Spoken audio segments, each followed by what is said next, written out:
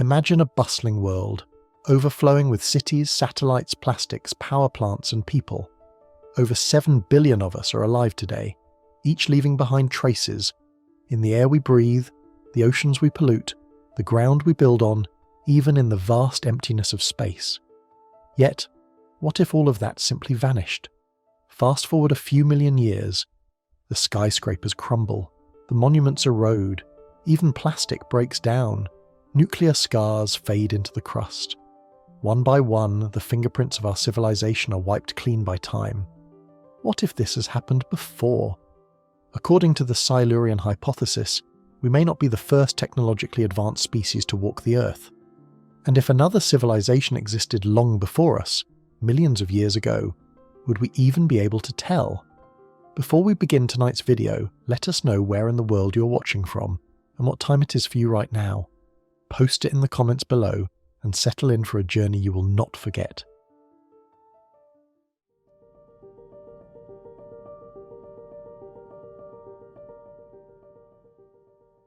The Silurian hypothesis is a brave and interesting idea that questions everything we think we know about human history.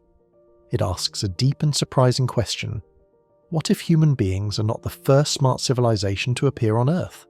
What if, millions of years before us, there was another advanced society, one that made machines, studied science, and maybe even reached for the stars, only to disappear completely, leaving behind little or no sign? This idea was brought up by two scientists, space expert Adam Frank and planet expert Gavin Schmidt. They wondered whether Earth might have once been home to smart life forms long before humans ever showed up. If such a civilization existed, could all signs of their time here have been removed by nature itself? By big volcanic blasts, strong earthquakes, slow wearing away of land, rising oceans, or changes in weather over tens of millions of years? Unlike regular digging into history, which looks at the rise of human societies over the past few thousand years, this idea goes far beyond our known past. It dares us to think that civilization itself might not be something only humans can have. Maybe it is something that has happened more than once during Earth's 4.5 billion year story. At the centre of this idea is a simple but strong thought. Maybe humans are not the first, and maybe we're not the only smart life to live on this planet. If another civilization once lived here millions of years ago, most of their buildings, cities and machines would most likely have broken down. Natural actions, like moving land plates, growing mountains, washing away of shores, and even space rocks hitting Earth, could have removed almost all signs of them. That's why scientists looking into this idea are not just trying to find statues or broken buildings. Instead, they're searching for more hidden indirect clues. These might include strange chemical marks deep in rocks, odd layers in old dirt, or weird patterns in the Earth's tiny building blocks, small atomic marks that might point to old machine use. Finding such clues is hard, but not impossible.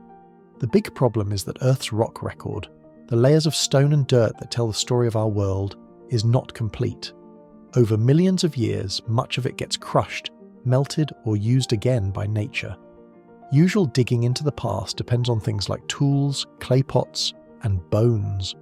Objects that almost never last more than a few 100,000 years.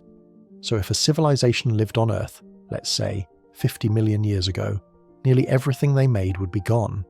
That's why the Silurian hypothesis suggests a different way of looking, one that brings together many kinds of science. It's not just about digging up old things, it's about mixing studies of rocks, chemicals, weather, and even computer-made models to search for deeper clues hidden in Earth's past. This idea doesn't only change how we look for history, it also makes us rethink what we mean by civilization. It opens up big questions. How long can a machine-making society last? Do civilizations rise and fall like waves over time? Could ours be just one in a long list of many? And when a civilization ends, does it leave any sign that lasts? Asking these questions makes us think not just about the past, but also about the future. If other smart creatures once lived on Earth, and if they disappeared without a trace, what might that say about us? Thinking about civilizations that might have existed before humans isn't just a story from science fiction. It has real use for scientists and history diggers. It helps us question long-held beliefs and grow our understanding of how life and thinking minds change over time. For a very long time, people who study the past believed that civilization moved in one straight line. Early humans lived in groups, then built towns, then made machines, and finally reached the modern world. This story made it seem like humans were the only ones ever able to create big, complex societies and smart machines. But the Silurian hypothesis turns that idea upside down. If a civilization rose and fell millions of years ago, we might not find stone buildings or metal tools. Instead, we would need to look for small signs like strange chemical leftovers, weird rock shapes, or even rare minerals that might hint at machine use. These marks might be buried deep underground or hidden under the sea. Finding such clues would be one of the biggest finds in human history. It would make us change everything we know about life on Earth. It would also bring new questions. How long did that civilization last? What made it fall apart? Could the same thing happen to us? And there's another part to this story, one that goes past science. The idea that humans might not be the only smart beings ever to live on Earth shakes up how important we think we are. For hundreds of years, people have believed that we are the centre of everything. From old religious ideas to science during the Age of Reason, humans have often been seen as special, even meant to rule the world. This belief was made stronger by the richness of human language, culture, and machines. It made it seem unlikely that any other creature, on Earth or somewhere else, could match our thinking power. And because we've never found strong proof of alien civilizations or ones before humans, many believe they didn't exist. But as our tools get better, and as we learn more about the story of our planet, that strong belief is starting to fade. New finds in areas like the study of life in space, planet science, and very old Earth studies show that we may have been too fast to ignore other options. The Silurian hypothesis tells us to keep our minds open. It reminds us that smart life might not always look the way we expect. It could grow in shapes and places we've never thought of. And if civilizations can come and go, here on Earth or out in space, it's worth asking, what will beings in the future think of us? Will we leave behind anything they can discover? The belief that humans are special has been with us for a very long time. During the time of the Renaissance and the Age of Reason, roughly between the 15th and 18th centuries, science started to grow. People began using careful watching and clear thinking to understand the world. But even as knowledge increased, many still believed humans were the centre of everything. Back then, people believed Earth was the centre of the universe, a view called the geocentric idea. Even when that idea was proven wrong, another belief took its place, that humans were the smartest and most important beings in the universe. Our power to build cities, speak languages, and make amazing machines seemed to prove it. Some of these beliefs also came from religion or deep thinking. Many thought humans were made in a special way, different from all other animals. Others believed that if smart life existed somewhere else, it would either be very strange or far behind us in progress. Another reason people believed in human specialness was the lack of proof for anything else. We hadn't found any signs of alien civilizations, nor had we found clear proof of smart life on Earth before us. From a scientific point of view, this idea makes researchers look more closely at the clues left behind in rocks, fossils, and old layers of the Earth. Our current tools, like measuring the age of rocks using radiation and studying Earth's layers, are made to find natural changes over time. But what if there were signs of advanced tools buried deep underground, signals so weak or so strange that we just missed them or thought they were natural?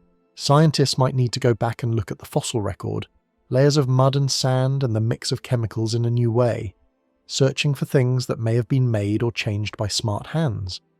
These signs could be very small, hidden or damaged by time. Over millions of years, metal might rust away, buildings might be crushed or buried, and only odd shapes or leftover chemicals would be left.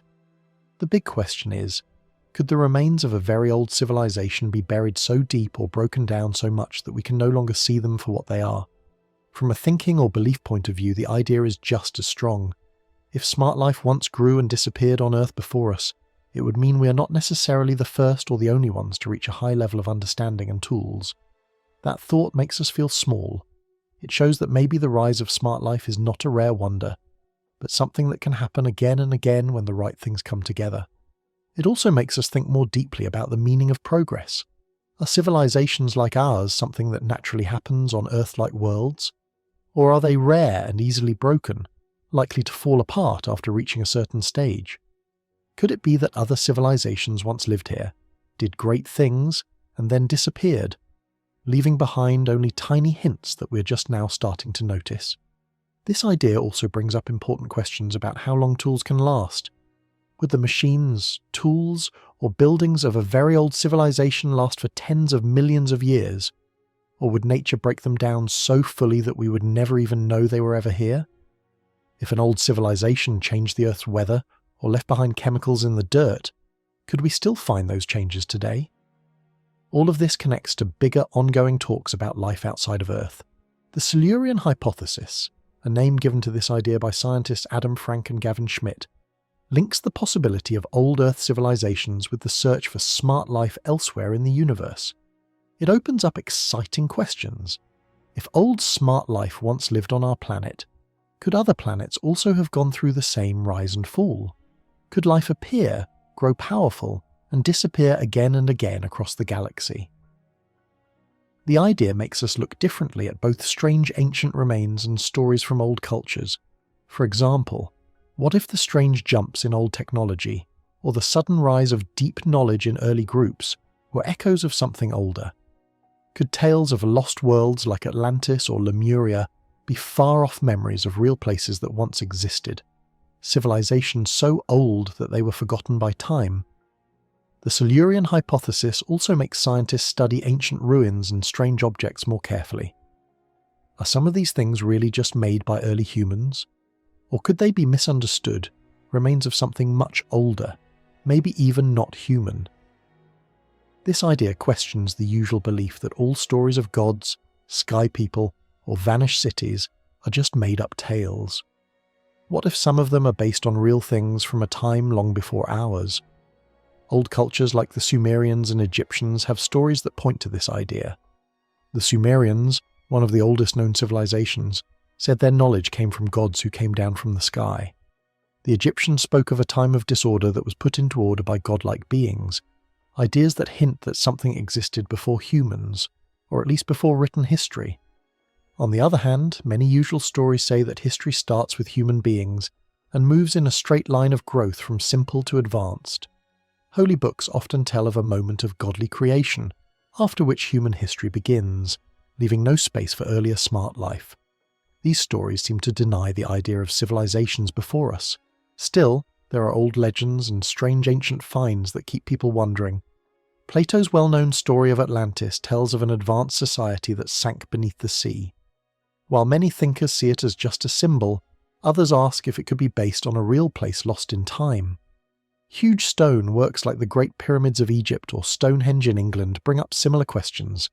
Did old people really build them with the simple tools we think they had? Or did they receive knowledge from a much older, forgotten group? Most scientists are careful and like to see these old stories as symbols or lessons, not real history. But the Silurian hypothesis asks us to keep an open mind. Instead of brushing off old tales or unexplained finds, maybe we should take another look, with better tools and new ideas. To carefully test the idea behind the Silurian hypothesis, the suggestion that an advanced civilization may have lived on Earth long before humans, scientists look at three main areas: the study of Earth's rocks, the study of ancient life, and the study of very old human remains or tools. Each of these fields brings different tools and knowledge to help us explore the very long and detailed history of our planet. Geology is the first and most basic area. Geologists study the layers of rocks, the stuff inside them, and how they were built up over time. This gives us a timeline of Earth's past that goes back billions of years, far older than anything written by people. One of the most powerful tools they use is radiometric dating, which helps them figure out how old rocks are. For example, they can study volcanic ash trapped between rock layers and use tiny changing atoms to tell exactly when that ash fell. This helps scientists make a trusted timeline of Earth's events. Now, imagine they find something strange buried deep in the Earth, odd chemical layers, big changes in ancient rocks, or signs that something extremely hot once moved through. These strange things, if they don't match any known natural cause, could be hints, clues that maybe, long ago, smart beings did something here that left a mark. Paleontology, the study of old life through fossils, adds another clue to the mystery. Paleontologists mostly look at how life has changed and grown by studying bones, shells, and prints left in stone. But they also watch for anything strange, like a sudden change in fossil types, or something found in a rock layer that doesn't seem to belong, like tiny machine-like things or materials with strange designs. If these aren't natural, they might mean smart life lived long ago and left behind traces of their tools or actions. Archaeology, which many people think of as the study of old human groups, can also look far back when it studies very old, unexplained objects or materials. Modern tools like light testing, strong microscopes, and chemical tests help archaeologists figure out if something formed on its own or was made by smart beings. If scientists ever find strange metals, special mixes of materials, or man-made stuff in ancient rocks, especially in layers from millions of years ago, it might show the work of a lost civilization. These three areas, geology, paleontology, and archaeology, work together to form a strong way of searching for ancient civilizations. By putting together rock records, fossil clues, and possible old tools, scientists look for patterns that don't match what we currently believe, and because this method uses different types of proof, it helps make sure that any claim about a past smart civilization is backed by strong science, not just wild guesses. If proof like that ever shows up, it would mean we'd have to seriously rethink everything we thought we knew about life on Earth. The scientific method is made to be very careful and full of doubt, making sure every strange discovery isn't just something natural. But if something truly surprising were found, something that points to a real smart civilization from long before humans, it would be one of the most important discoveries in all of science. If the Silurian hypothesis turned out to be true, if we really discovered that a civilization just as advanced as ours, or maybe even more advanced, lived on Earth millions or even hundreds of millions of years ago, it would completely change the way we see ourselves.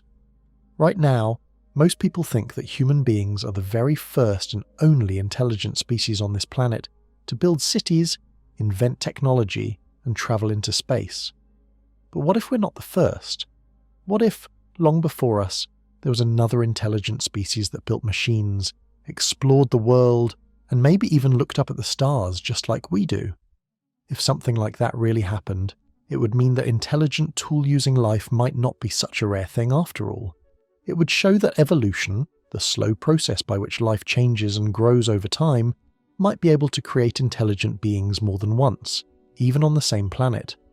This idea would shake up everything we believe about our uniqueness and importance in the universe. It would also make us think more deeply about how safe and stable Earth really is. If another civilization once rose up and then vanished, whether because of a terrible war, a major shift in the climate, or a giant natural disaster, what does that say about our future? Could the same thing happen to us one day? If that ancient society changed the surface of the Earth by digging deep mines, building massive structures, or damaging the environment, and if any of those signs are still hidden in the rocks today, it would mean that the planet keeps memories of our actions for a very, very long time. This would lead to serious questions about how long civilizations like ours can actually last. It would remind us that we need to be extremely careful with the way we treat the Earth, because the damage we cause might not go away anytime soon. If Earth has already seen the rise and fall of an earlier advanced species, then we are not as permanent or untouchable as we might like to believe. Even more, if we could prove the Silurian hypothesis, it would change our understanding of how long Earth has been able to support life. Not just simple life, but complex, intelligent life. It might show that Earth has gone through many different cycles, times when life flourished and advanced civilizations rose up, and times when everything was wiped out by some huge catastrophe. That would mean life on Earth is not just a steady journey forward, it's a story full of restarts and comebacks. These rise and fall patterns would push scientists to study the Earth more closely, how its climate has changed in the past, how ecosystems responded, and how often life has bounced back after disaster. It would open a whole new chapter in our search to understand the deep, mysterious history of our planet, and who else might have once called it home. A long time ago, tens of thousands of years before cities, smartphones, or even written language, another kind of human walked the Earth. They are known as Neanderthals, and they lived throughout Europe and parts of Western and Central Asia during a time called the Middle to Late Pleistocene, which lasted from about 800,000 to 12,000 years ago. Neanderthals were a separate branch of the human family tree. They looked and acted a bit like us, but they were different in many ways. Scientists call them either Homo neanderthalensis or sometimes Homo sapiens neanderthalensis, depending on how closely they are linked to modern humans.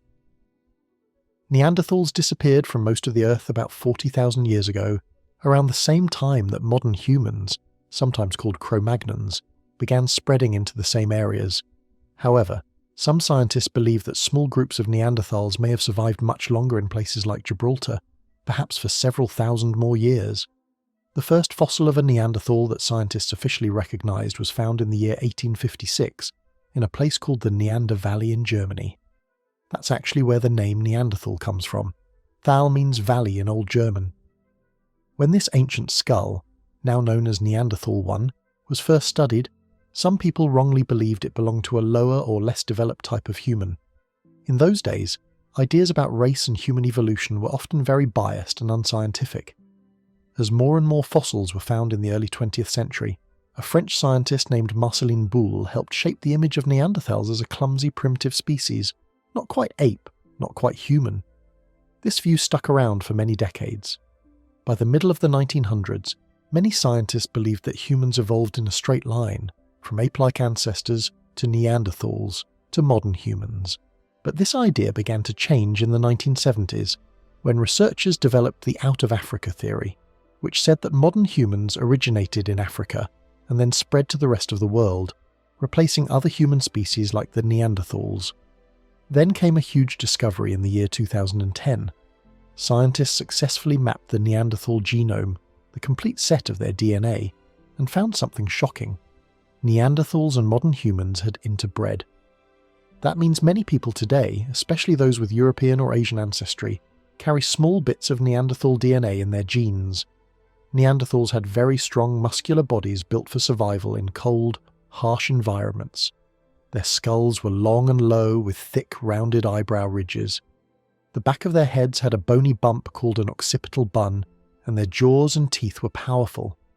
They had wide chests and short limbs, which helped them keep warm and sprint quickly, likely useful when hunting or escaping danger. Male Neanderthals stood somewhere between 4 feet 10 inches and 5 feet 10 inches tall. On average, a man might have been around 5 feet 5 inches tall and weighed about 165 pounds. Their brains were actually larger than ours on average, with men having a brain size of around 1,640 cubic centimetres and women around 1,460. But while their brains were big, the shape and structure were different from ours, especially in areas linked to language and advanced thinking. This might explain why their behaviour appears simpler in the archaeological record compared to the Cro-Magnons. Neanderthals didn't live in huge groups. Their population was always quite small, and they often experienced inbreeding, which can cause genetic problems. This may have made it harder for them to develop new tools or ideas as quickly as modern humans. Even so, Neanderthals were clever in their own way. They made Mysterian tools, which were sharp stone tools common during the Middle Paleolithic period. They may have worn simple clothing like blankets or ponchos made from animal hides. They could make and maintain fire, and they mostly ate whatever was nearby, usually large animals, but also plants and mushrooms. Life was tough. Neanderthal fossils often show signs of serious injuries, likely from hunting dangerous animals or from violent accidents. There is some evidence they may have created art or jewellery, things like bird claws, feathers, and collections of interesting crystals or fossils. However, this is still debated. They did not often bury their dead, which is something modern humans have done for tens of thousands of years. The name Neanderthal comes from the Neander Valley in Germany, where the first fossil was found. Originally, both the valley and the species were spelled Neanderthal in German, and the people were called Neanderthaler. But after a German spelling reform in the year 1901, the valley's name changed to Neanderthal, while the species name stayed the same in scientific writing due to naming rules. The valley itself got its name from a man named Joachim Neander, a German religious writer and hymn composer from the late 17th century. His grandfather, who was a musician, had changed the family name from Neumann, which means new man in German, to the more classical-sounding Neander, which was in style at the time. There are two common ways to pronounce the word Neanderthal. One uses a T sound, as in tall, and the other uses a th sound, as in think. Both are widely used in English today. However, in German, the language the word originally comes from, It is always pronounced with a T, not a thief. The fossil known as Neanderthal 1 was sometimes called the Neanderthal skull, or Neanderthal man in scientific books. Later, an Irish geologist named William King suggested in 1863 that Neanderthals should be considered a different species entirely. He gave them the scientific name Homo neanderthalensis, which means Neander Valley human. Just 1 year later, in 1864, King argued that Neanderthals were so different from us that they might not even belong in the same genus as modern humans. He compared their skulls to those of chimpanzees and claimed they were incapable of moral thinking or belief in God. Though today, many scientists see such views as outdated and based on bias rather than evidence. Long before scientists fully understood how ancient Neanderthals truly were, several of their fossils had already been found. The very first known Neanderthal fossil was a skull called Engis II, discovered in the year 1829 by a Dutch-Belgian prehistorian named Philippe Charles Schmerling. He found it inside the Grotte d'Angy cave system in Belgium. At the time, Schmerling thought that the remains belonged to a poorly developed human being who had died around the same time as now extinct animals found nearby. He didn't yet realise he had uncovered a human from a much earlier era. Then, in the year 1848, another skull, this time called Gibraltar I, was discovered in Forbes Quarry on the Rock of Gibraltar. It was presented to the Gibraltar Scientific Society by a man named Lieutenant Edmund Henry René Flint, who served as their secretary. But again, people at the time assumed it was just a modern human skull, nothing special. It wasn't until 1856 that someone finally recognised these ancient bones as something truly different. A local schoolteacher named Johann Karl Fuhlrott discovered some unusual human-like bones in a cave called Kleine Feldhofer Grotte, located in Neander Valley in Germany. He realised that the bones didn't match those of modern humans. In 1857, he gave them to Hermann Schaffhausen, a German anthropologist, for study. These remains, later called Neanderthal I, included a skull, both thigh bones, parts of the arms, the left side of the hip, part of a shoulder blade, and some rib fragments. Not long after, in 1859, Charles Darwin published his famous book On the Origin of Species, which introduced the idea of evolution by natural selection. Inspired by Darwin's ideas, Fuhlrott and Schaffhausen argued that the Neanderthal bones were evidence of a more primitive type of human, one that shared traits with both apes and certain groups of humans then viewed, wrongly and through a racist lens, as lower forms of humanity, such as indigenous Australians, Eskimos, and people of African descent. But not everyone agreed. A well-known German doctor and pathologist named Rudolf Virchow strongly rejected the idea that Neanderthals were a different species. In 1872, Virchow mistakenly claimed that the Neanderthal bones showed signs of disease, old age, and deformity, not signs of being ancient or different. Because of this, research into Neanderthals slowed down for the rest of the century. By the early 20th century, more and more Neanderthal fossils were discovered, and scientists began to accept Homo neanderthalensis as a real, distinct type of human. At first, many experts thought Neanderthals were a sort of missing link between modern humans and our ape-like ancestors. One of these scientists, Gustave Albert Schwalbe, supported this idea. But a French paleontologist named Marcelin Boule disagreed. Beginning in 1908, he published a series of reports about a Neanderthal skeleton known as La Chapelle aux Saints I, which he nicknamed the Old Man. Boule described this individual as a hunched ape-like figure with little resemblance to modern people. His view shaped the way people thought about Neanderthals for many years. Boule even proposed that two different human lineages had lived in Ice Age Europe. The first was a more advanced line that supposedly started with the Piltdown man, later revealed to be a fake, continued through the Grimaldi man, a type of early Cro-Magnon human, and led to modern Europeans. The second line, which included Heidelberg man and Neanderthal man, was seen as a dead end. During the 1930s and 40s, new fossil discoveries in East Asia, such as Java man and Peking man, made scientists shift their attention away from Europe. Many began to support the out of Asia hypothesis, which suggested that humans evolved in Asia rather than Europe. This led researchers to once again debate whether Neanderthals had a role in human evolution. As more fossils were found across Africa, Asia, and Europe, the definition of Neanderthal broadened to include a wide variety of ancient human remains. Some were called progressive Neanderthals, and were thought to be the ancestors of local types of humans. while the more classic Neanderthals of Western Europe, who lived during the Worm glaciation, a cold period in the Ice Age, were believed to have gone extinct without leaving descendants. But by the 1970s, scientists began using a new method called cladistics, which helped them more precisely define species based on shared physical features.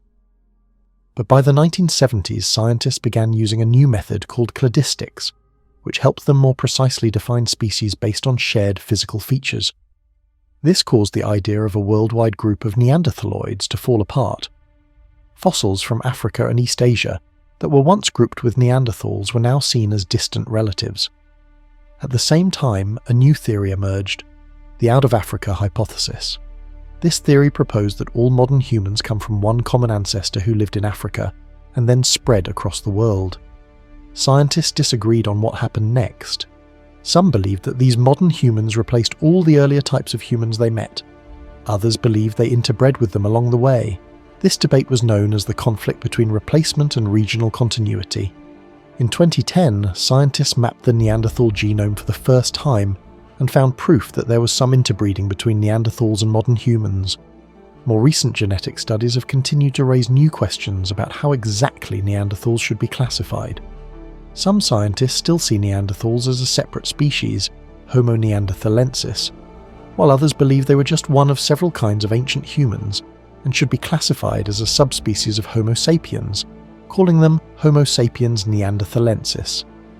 Those who prefer separating the species are called splitters, and those who prefer grouping them together are called lumpers. The argument often depends on genetics and also on how complex Neanderthal behaviour seems to have been, based on archaeological finds. Even though there was some gene exchange between modern humans and Neanderthals, there may have been biological barriers that made it hard for their children to survive or reproduce. If true, this would support the idea that Neanderthals were a different species. But the real challenge lies in the fact that the word species doesn't have a perfectly clear definition. This is often called the species problem. Among all the ancient human groups we know of, Neanderthals are genetically closest to a mysterious group called the Denisovans. This connection is based on their nuclear DNA, which carries most of our inherited traits. However, when scientists look at mitochondrial DNA, passed down from mothers, and Y chromosome DNA, passed down from fathers, Neanderthals seem to be closer to modern humans than to Denisovans. This may be because of more recent episodes of interbreeding with our species. Interestingly, fossil bones from a cave called Cima de los Huesos in Spain, which are about 430,000 years old, have nuclear DNA that matches Neanderthals. But their mitochondrial DNA is more similar to that of Denisovans, showing just how tangled and fascinating the family tree of ancient humans really is. In 2021, scientists published a new family tree, called a phylogeny, using fossil dates and genetic data to better understand how Neanderthals and their relatives fit into the big picture of human evolution. Neanderthals had a very distinct kind of skull, and these special features started to show up in Europe quite early, sometime near the beginning of what scientists call the Middle Pleistocene, a time period that began around 800,000 years ago. These early fossils are usually identified as belonging to a different but closely related species known as Homo heidelbergensis. Scientists sometimes call these individuals pre-Neanderthals because they seem to be the ancestors of true Neanderthals. Over time, these early humans slowly developed more and more Neanderthal-like traits, a process researchers call Neanderthalization. This happened as they adapted to living in the cold, icy climates of Ice Age Europe. Their bodies evolved into what scientists describe as a hyperarctic build, meaning they were strongly built to survive freezing temperatures. Today, when researchers try to imagine what a Neanderthal body was like in a cold climate, they often compare them to people from the far north, like the Inuit, who were also built to survive in extremely cold environments. During the Ice Age, the cold would often become so intense that human groups had to retreat into warmer pockets of land known as refugia. These small safe zones likely led to smaller population sizes and less genetic variety. Over time, this could have caused certain Neanderthal traits to become more common, not just because of natural selection, but also due to chance changes in genes, a process called genetic drift. Sometimes one gene affects many traits, a situation known as pleiotropy, which may have shaped other typical Neanderthal features as well. One group of ancient human remains found in Israel, known as the Nesher Ramler fossils, are between 120,000 and 140,000 years old. Scientists believe this group might have been one of the populations that moved back into Europe after the second to last major ice age, helping to spread Neanderthal traits once again. Interestingly, Neanderthal features didn't appear all at once or in the same way everywhere.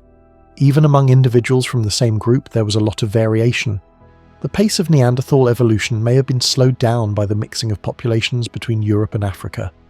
Fossils like the Soprano man, which lack classic Neanderthal traits, are examples of this genetic exchange. The first early Neanderthals, who already looked quite different from other human species, begin to show up in the fossil record by the end of a period called Marine Isotope Stage 7, which began about 243,000 years ago. These early Neanderthals eventually gave rise to the classic or late Neanderthals sometime before the end of Marine Isotope Stage 5e. This timeline spans the second to last ice age and the warm period that followed it. Some ancient teeth found in Payray, France might be even older, possibly dating back to Marine Isotope Stage 8, but those dates are not completely certain. When scientists study DNA, they find that Neanderthals branched off from modern humans sometime in the early Middle Pleistocene. Neanderthals were more closely related to another group known as the Denisovans than to us. This means that Neanderthals and Denisovans split from each other later than either split from modern humans. Before Neanderthals and Denisovans went their separate ways, their shared ancestors, sometimes called Neandersovans, left Africa and moved into Europe. Once there, they mixed with an even older, unknown human species called Superarchaics. These mysterious humans had already been living in Europe for a long time, possibly since 1,900,000 years ago. Genetic studies show that by around 100,000 years ago, Neanderthals had very small and isolated populations with little genetic diversity. Because their groups were so small, natural selection, the process that weeds out harmful mutations, wasn't very effective. As a result, some harmful genes became more common. Scientists are still unsure how long these small population sizes lasted, or exactly how they influenced the way Neanderthals evolved. Neanderthals were the first human species to live in Europe all year round. While the early pre-Neanderthals mostly lived in Western Europe, the later classic Neanderthals spread much farther. Their remains have been found not only across Europe, but also in parts of Southwest and Central Asia, reaching as far as the Altai Mountains in southern Siberia. However, it seems that the pre-Neanderthals and early Neanderthals continuously lived only in France, Spain, and Italy. From this core region, some groups moved eastward for short stays, though they didn't fully settle in the eastern areas. Southwest France, in particular, has the highest number of Neanderthal sites ever discovered. The southernmost place where Neanderthal remains have been found is Shukba Cave in the Levant. Some fossils from North Africa, specifically Jebel Irhoud and Hawaftea, were once thought to belong to Neanderthals, but scientists now believe they were early modern humans instead. On the other side of their range, in the Far East, the most distant Neanderthal site is Denisova Cave in Siberia, near longitude 85 degrees east. A skull found in southern China, known as Marba Man, has several features that look like those of Neanderthals, but this may just be a case of two different species evolving similar traits due to similar environments, a process called convergent evolution. The northern limit of Neanderthal territory is thought to have been around 55 degrees north. Fossils have been clearly identified between 50 and 53 degrees north. However, this boundary is hard to define because the glaciers of the Ice Age destroyed many ancient remains. Stone tools from the Middle Paleolithic period have been found as far north as 60 degrees on the Russian plains, but these tools were likely made by early modern humans, not Neanderthals. As the climate changed, becoming colder or warmer, Neanderthals likely moved in and out of different areas. During the coldest times, they may have survived in small, more stable regions with moderate temperatures. These areas were probably the best places for them to live. Just like modern humans, Neanderthals likely came from a small founding population. Scientists estimate that their effective population size, the number of people capable of reproducing, was somewhere between 3,000 and 12,000. They stayed small in number for most of their existence. This small population size allowed mildly harmful genes to spread, because natural selection couldn't remove them effectively. When the first Cro-Magnons, early modern humans, arrived in Europe, they may have had a population size 10 times larger than that of the Neanderthals. Neanderthals may have been at a population disadvantage for several reasons. They might have had fewer children, more babies might have died young, or both. In a group of 206 Neanderthal skeletons studied by scientists, about 80% of those who lived past 20 died before they turned 40. That's a very high death rate, and it probably reflects the extremely harsh conditions they lived in. In northern parts of Eurasia, nearly 43% of Neanderthal infants likely died at a very young age, suggesting that infant mortality was heartbreakingly common.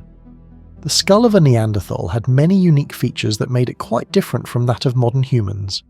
The top of the skull was flat and wide, while the brow area had thick, rounded ridges above the eyes. Their eye sockets were not just larger but also deeper, giving their gaze a more intense look. The nose was wide and the middle part of the face stuck out more than in modern humans, a feature known as mid-facial projection. Seen from behind, their skull looked somewhat rounded and puffed out, like the shape of a bomb, and there was a bony bulge at the back called an occipital bun. When it comes to brain size, Neanderthals actually had bigger brains than people today. On average, Neanderthal men had brain cases around 1,640 cubic centimeters in size, and women around 1,460 cubic centimeters. In fact, the biggest Neanderthal brain ever found, belonging to a fossil called Amud 1, was about 1,736 cubic centimeters, making it one of the largest human brain sizes ever recorded. However, even though their brains were big, the way their brains were organized was a bit different. The parts of the brain responsible for complex thinking and language seemed less developed than in Cro-Magnons, the early modern humans. This might help explain why Neanderthals left behind simpler tools and fewer signs of symbolic behavior in the archaeological record. Neanderthals had very large noses. Scientists think this helped them warm up and humidify the cold air they breathed in, which was important because they probably had fast metabolisms and very active lifestyles. But even though their noses were big, their sense of smell might not have been better than ours. The parts of the brain responsible for smelling were actually smaller, suggesting they may have had a weaker sense of smell, and a poorer memory for scents. Their cheekbones were strong and their front teeth were large and shaped like shovels. Their molars, those are the big teeth at the back of the mouth, had swollen pulp cavities, a trait known as taurodontism. There was also a small space behind the molars, which you don't see in modern humans. These dental features suggest they used their front teeth for tough jobs, like chewing very hard foods, or even using their teeth to grip or pull things, almost like an extra hand. In terms of body shape, Neanderthals were generally short and muscular. Based on bones from 14 men and 7 women, their average height was between 164 and 168 centimeters. That's about 5 feet 5 inches to 5 feet 6 inches for men, and between 152 and 156 centimeters, or 5 feet to 5 feet 1 inch for women. Across all fossils, their heights range from about 147.5 centimeters, about 4 feet 10 inches, to 177 centimeters, about 5 feet 10 inches. The average body weight for men was around 76 kilograms, which is about 168 pounds, and their body mass index would have been between 26.9 and 28.3, indicating strong muscular builds. Neanderthals had large barrel-shaped chests and wide rib cages, which gave them a deep, powerful chest cavity. This may have allowed for strong lung capacity. Their muscles were geared for short, powerful bursts of movement, thanks to a higher proportion of fast-twitch muscle fibers, and they needed a lot of calories to keep going. Their arms and legs were shorter in proportion to their bodies compared to modern humans. This stocky, powerful build has long been seen as an adaptation to cold climates, what scientists call a hyper-Arctic body plan. It also would have helped them sprint quickly when hunting or escaping danger. As for their appearance, their skin colour likely varied from dark to light, and some Neanderthals had brown or black hair. While some may have had red hair, it probably wasn't very common. Neanderthals seem to live hard and dangerous lives. Fossil studies show that somewhere between 79 and 94% of known Neanderthal remains show signs of major injuries that had healed over time. Of these, about 37 to 52% were serious injuries, and 13 to 19% were from childhood or teenage years. A striking example is a fossil known as Shanidar 1, who suffered many problems. He had lost his right arm, likely due to a bad bone break that never healed properly.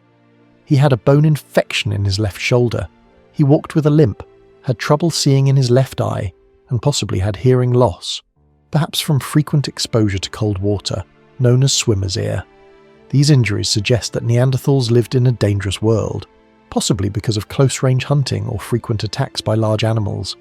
Neanderthal populations were small and scattered. Because there weren't many of them, their gene pool was limited, and they likely experienced inbreeding. This means close relatives were often mating, which made it harder to eliminate harmful genetic mutations. We're still not sure exactly how this affected the health of individual Neanderthals, or whether it caused more birth defects. It's hard to say exactly how many Neanderthals lived together in a group, but evidence suggests that their bands were small, usually between 10 and 30 individuals. These groups likely moved between caves depending on the seasons, returning to the same shelters year after year. Some caves seem to have been used for over 100 years. In fact, they may have even competed with cave bears for living space. When it came to social structure, some groups may have practiced matrilocal living, where women stayed in their home group and men came from outside for mating.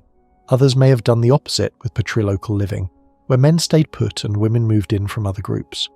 Because Neanderthals were spread out and their population stayed low, it's likely they didn't develop long-distance trade networks like modern humans did. They probably interacted regularly with nearby groups, but not so much with those farther away.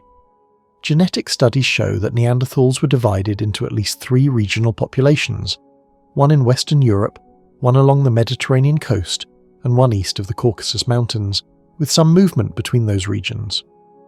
Unlike early modern humans or Cro-Magnons, who likely had a clear division of labour, with men hunting and women gathering, Neanderthals don't show strong signs of gender-based roles. Injuries on both male and female skeletons are very similar, which suggests that both men and women might have been involved in hunting. However, the wear on their teeth tells a different story. Women may have carried different items in their mouths than men, possibly not related to survival tasks. For example, fossil evidence from El Sidrón cave in Spain shows that women might have eaten more nuts and seeds than the men. This lack of clear task specialization might be due to their small population sizes. When groups are small, there just aren't enough people to divide up jobs in a complex way. This may also explain why their tools and culture seem simpler than those of early modern humans. Neanderthals were seen as scavengers who only picked at leftovers from other predators, but today scientists believe they were actually skilled hunters, what we call apex predators, meaning they were at the very top of the food chain. They mostly ate whatever animals and plants were easy to find in their surroundings, depending on the landscape and climate around them. Around 125,000 years ago, a group of Neanderthals living in what is now Germany were doing something quite advanced. They were boiling or roasting animal bones to extract fat. This was important because their diet was heavy on meat, and they needed fat to balance all that protein. Without enough fat, even a high-protein diet can cause health problems. In wide, open grasslands known as steppe, where edible plants were scarce, Neanderthals ate fewer plant-based foods than Cro-Magnons did. But in forested areas, where plants were more available, both Neanderthals and Cro-Magnons ate about the same amount of plant foods. Even so, Cro-Magnons seem to have kept a more varied and flexible diet overall, even in tough environments. Across many parts of Europe, Neanderthals hunted animals like reindeer, wild horses, giant wild cattle called aurochs, and bison that roamed the cold plains. In Southwest Asia, they targeted different creatures, including mountain gazelles, Persian fallow deer, wild goats, and even camels. They may have hunted massive Ice Age animals like woolly mammoths and woolly rhinoceroses from time to time, though probably not often. At a site called Neumark Nord in Germany, dated to around 125,000 years ago, evidence shows that Neanderthals were regularly hunting straight-tusked elephants, possibly every 5 or 6 years. In areas near water, some Neanderthal groups caught fish, collected shellfish, and even hunted dolphins and Mediterranean monk seals. In caves like Vanguard Cave in Gibraltar, remains of these animals have been found. Neanderthals didn't just go after large prey, they also hunted small animals like rabbits and tortoises. In caves in Gibraltar, scientists found butchered remains from as many as 143 different bird species, many of them ground-dwelling birds like quail, corncrakes, woodlarks, and crested larks. They often cracked open animal bones to get to the rich, fatty marrow inside, an important energy source in their protein-heavy diet. They also ate a surprising variety of plants, nuts, seeds, and mushrooms. At Kabara Cave in Israel, researchers found traces of more than 50 types of edible plants, including fruits, nuts, and grains. This shows that even though meat was a big part of their diet, they knew how to take advantage of the natural resources around them. Neanderthals may have used many different methods to prepare their food. At Cueva del Cedron in Spain, there are signs that they might have roasted or even smoked their meat. They also seem to have used plants like yarrow and chamomile, possibly to add flavour, or maybe for medicinal purposes. In Gorham's Cave in Gibraltar, they may have roasted pine cones to get to the pine nuts inside, while at a site called Gruta da Figueira Brava, they seem to have cooked brown crabs to soften their shells before eating them. At Grotte du Lazaret in France, it appears that Neanderthal hunted a large number of animals in a single autumn season: 23 red deer, 6 ibexes, 3 aurochs, and 1 roe deer. This was probably timed with the mating season, when herds of male and female deer gathered together. The large number of animals may suggest that Neanderthals were preserving and storing meat for the cold winter ahead. Neanderthals didn't just compete with big predators like wolves, lions, and bears, they also hunted them. They appear to have killed both cave lions and wolves, and even went after dangerous bears, sometimes while the animals were still hibernating. In some cases, they avoided competing directly with other carnivores like hyenas and wolves by hunting different types of animals. Still, many Neanderthals were wounded or killed in attacks by wild animals. Life in the Ice Age was never easy. In especially desperate times, like during severe food shortages, some Neanderthals may have resorted to cannibalism. This kind of behaviour has also been seen in some parts of recorded human history during times of famine. Neanderthals also showed signs of creativity and curiosity. They collected unusual objects that didn't have any clear use, such as pretty shells, strange-looking fossils, and colourful stones. It's not clear whether they just liked how these things looked, or if they believed they had special meaning. Some shells even appear to have been painted. 2 researchers from Gibraltar, Clive and Geraldine Finlayson, have suggested that Neanderthals may have used feathers, especially black ones from birds, for decoration or art. In the year 2020, scientists discovered a tiny 3-ply cord made from the inner bark of a conifer tree at a site in France called Abri du Marat. This kind of string could have been used to hang beads or make light tools. At another site, Cueva Anton in Spain, perforated shell beads from around 115,000 years ago may have been strung together to make a necklace. Neanderthals may have also left simple engravings, scratches and markings on stones, bones, and other materials. By the year 2014, researchers had recorded 63 such markings from 27 different archaeological sites across Europe and the Middle East. Experts still debate whether these markings had symbolic meaning or were simply random. At a place called La Roche-Cotard, over 57,000 years ago, Neanderthals may have made designs on cave walls using just their fingers. They also used ochre, a red or yellow natural pigment made from clay and iron. Modern humans have used ochre for many things: art, medicine, tanning animal hides, preserving food, and even repelling insects. It's not yet clear why Neanderthals used it. However, there is the famous Divje Babe flute, a piece of cave bear bone found in Slovenia that's about 43,000 years old.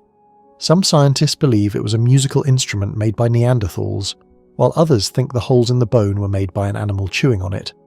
The debate continues. Neanderthals were skilled toolmakers. They crafted stone tools that belong to what scientists call the Middle Paleolithic period.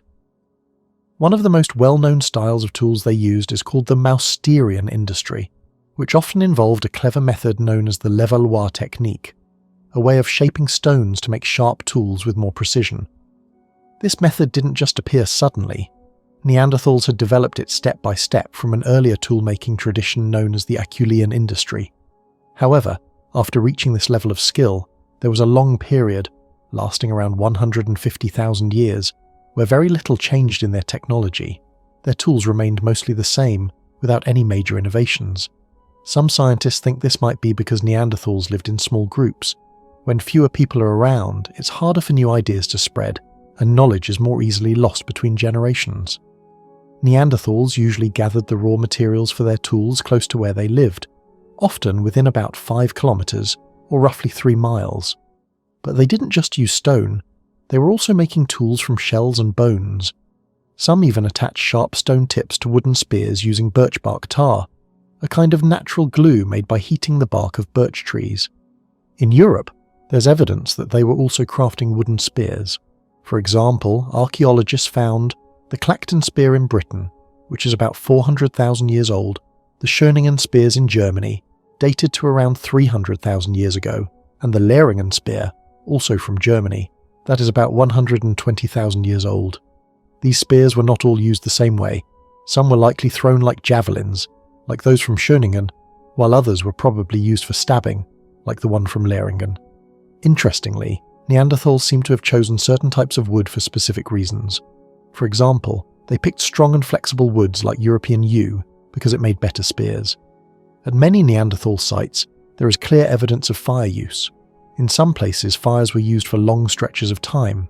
However, it's still not fully clear whether Neanderthals could make fire on their own, or if they simply collected it from natural wildfires. Either way, fire likely played an important role in their daily lives. They probably used it for cooking food, staying warm, and keeping predators away at night. They also seem to organise their living spaces with purpose. For example, in a rock shelter called Abric Romani in Spain, archaeologists discovered what appears to be 8 evenly spaced hearths, lined up neatly against the rock wall. These fire spots might have been used for warmth during sleep, with one person lying on either side of the flames. When it comes to clothing, the only Neanderthal tools that might have been used for making clothes are hide scrapers, stone tools used to clean and soften animal skins. Unlike later humans like the Cro-Magnons, Neanderthals didn't leave behind any bone needles or tools specifically for sewing, so they probably didn't make fitted clothing, like pants or shirts. Instead, they might have made simple wraps or ponchos out of animal hides. These unfitted clothes would have helped them stay warm but made it harder to move freely, and may have limited how long they could spend outside their shelters during cold weather.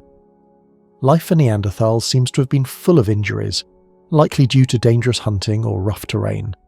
But what's remarkable is that many of them survived serious injuries, suggesting they knew how to set broken bones, treat wounds, and care for each other over time. In fact, they seem to have had a good understanding of medicinal plants, much like the Cro-Magnons who came after them. Some ancient tools found on Greek islands might suggest that Neanderthals even managed short sea voyages in the Mediterranean. They may have built simple reed boats and used them for quick one-day crossings, but there isn't much strong evidence yet to confirm this theory. As for language, we still don't know if Neanderthals had complex speech like we do. Some scientists believe they must have had at least some way to communicate clearly, since they needed to talk about hunting plans, where to gather food, and how to make tools. In modern-day experiments, people can learn the Levallois technique just by watching, without anyone having to explain it with words. So perhaps Neanderthals didn't need full speech to pass down their knowledge. They did have a hyoid bone, a small bone in the throat, that looks almost exactly like the one found in modern humans. That might suggest they had the physical ability to speak. They also had a gene called FOXP2, which plays a big role in our ability to speak and understand language. However, they didn't have the exact same version of this gene that modern humans do. Sometimes, Neanderthals buried their dead, though probably not often. This might explain why we have found more of their fossils than we otherwise would have.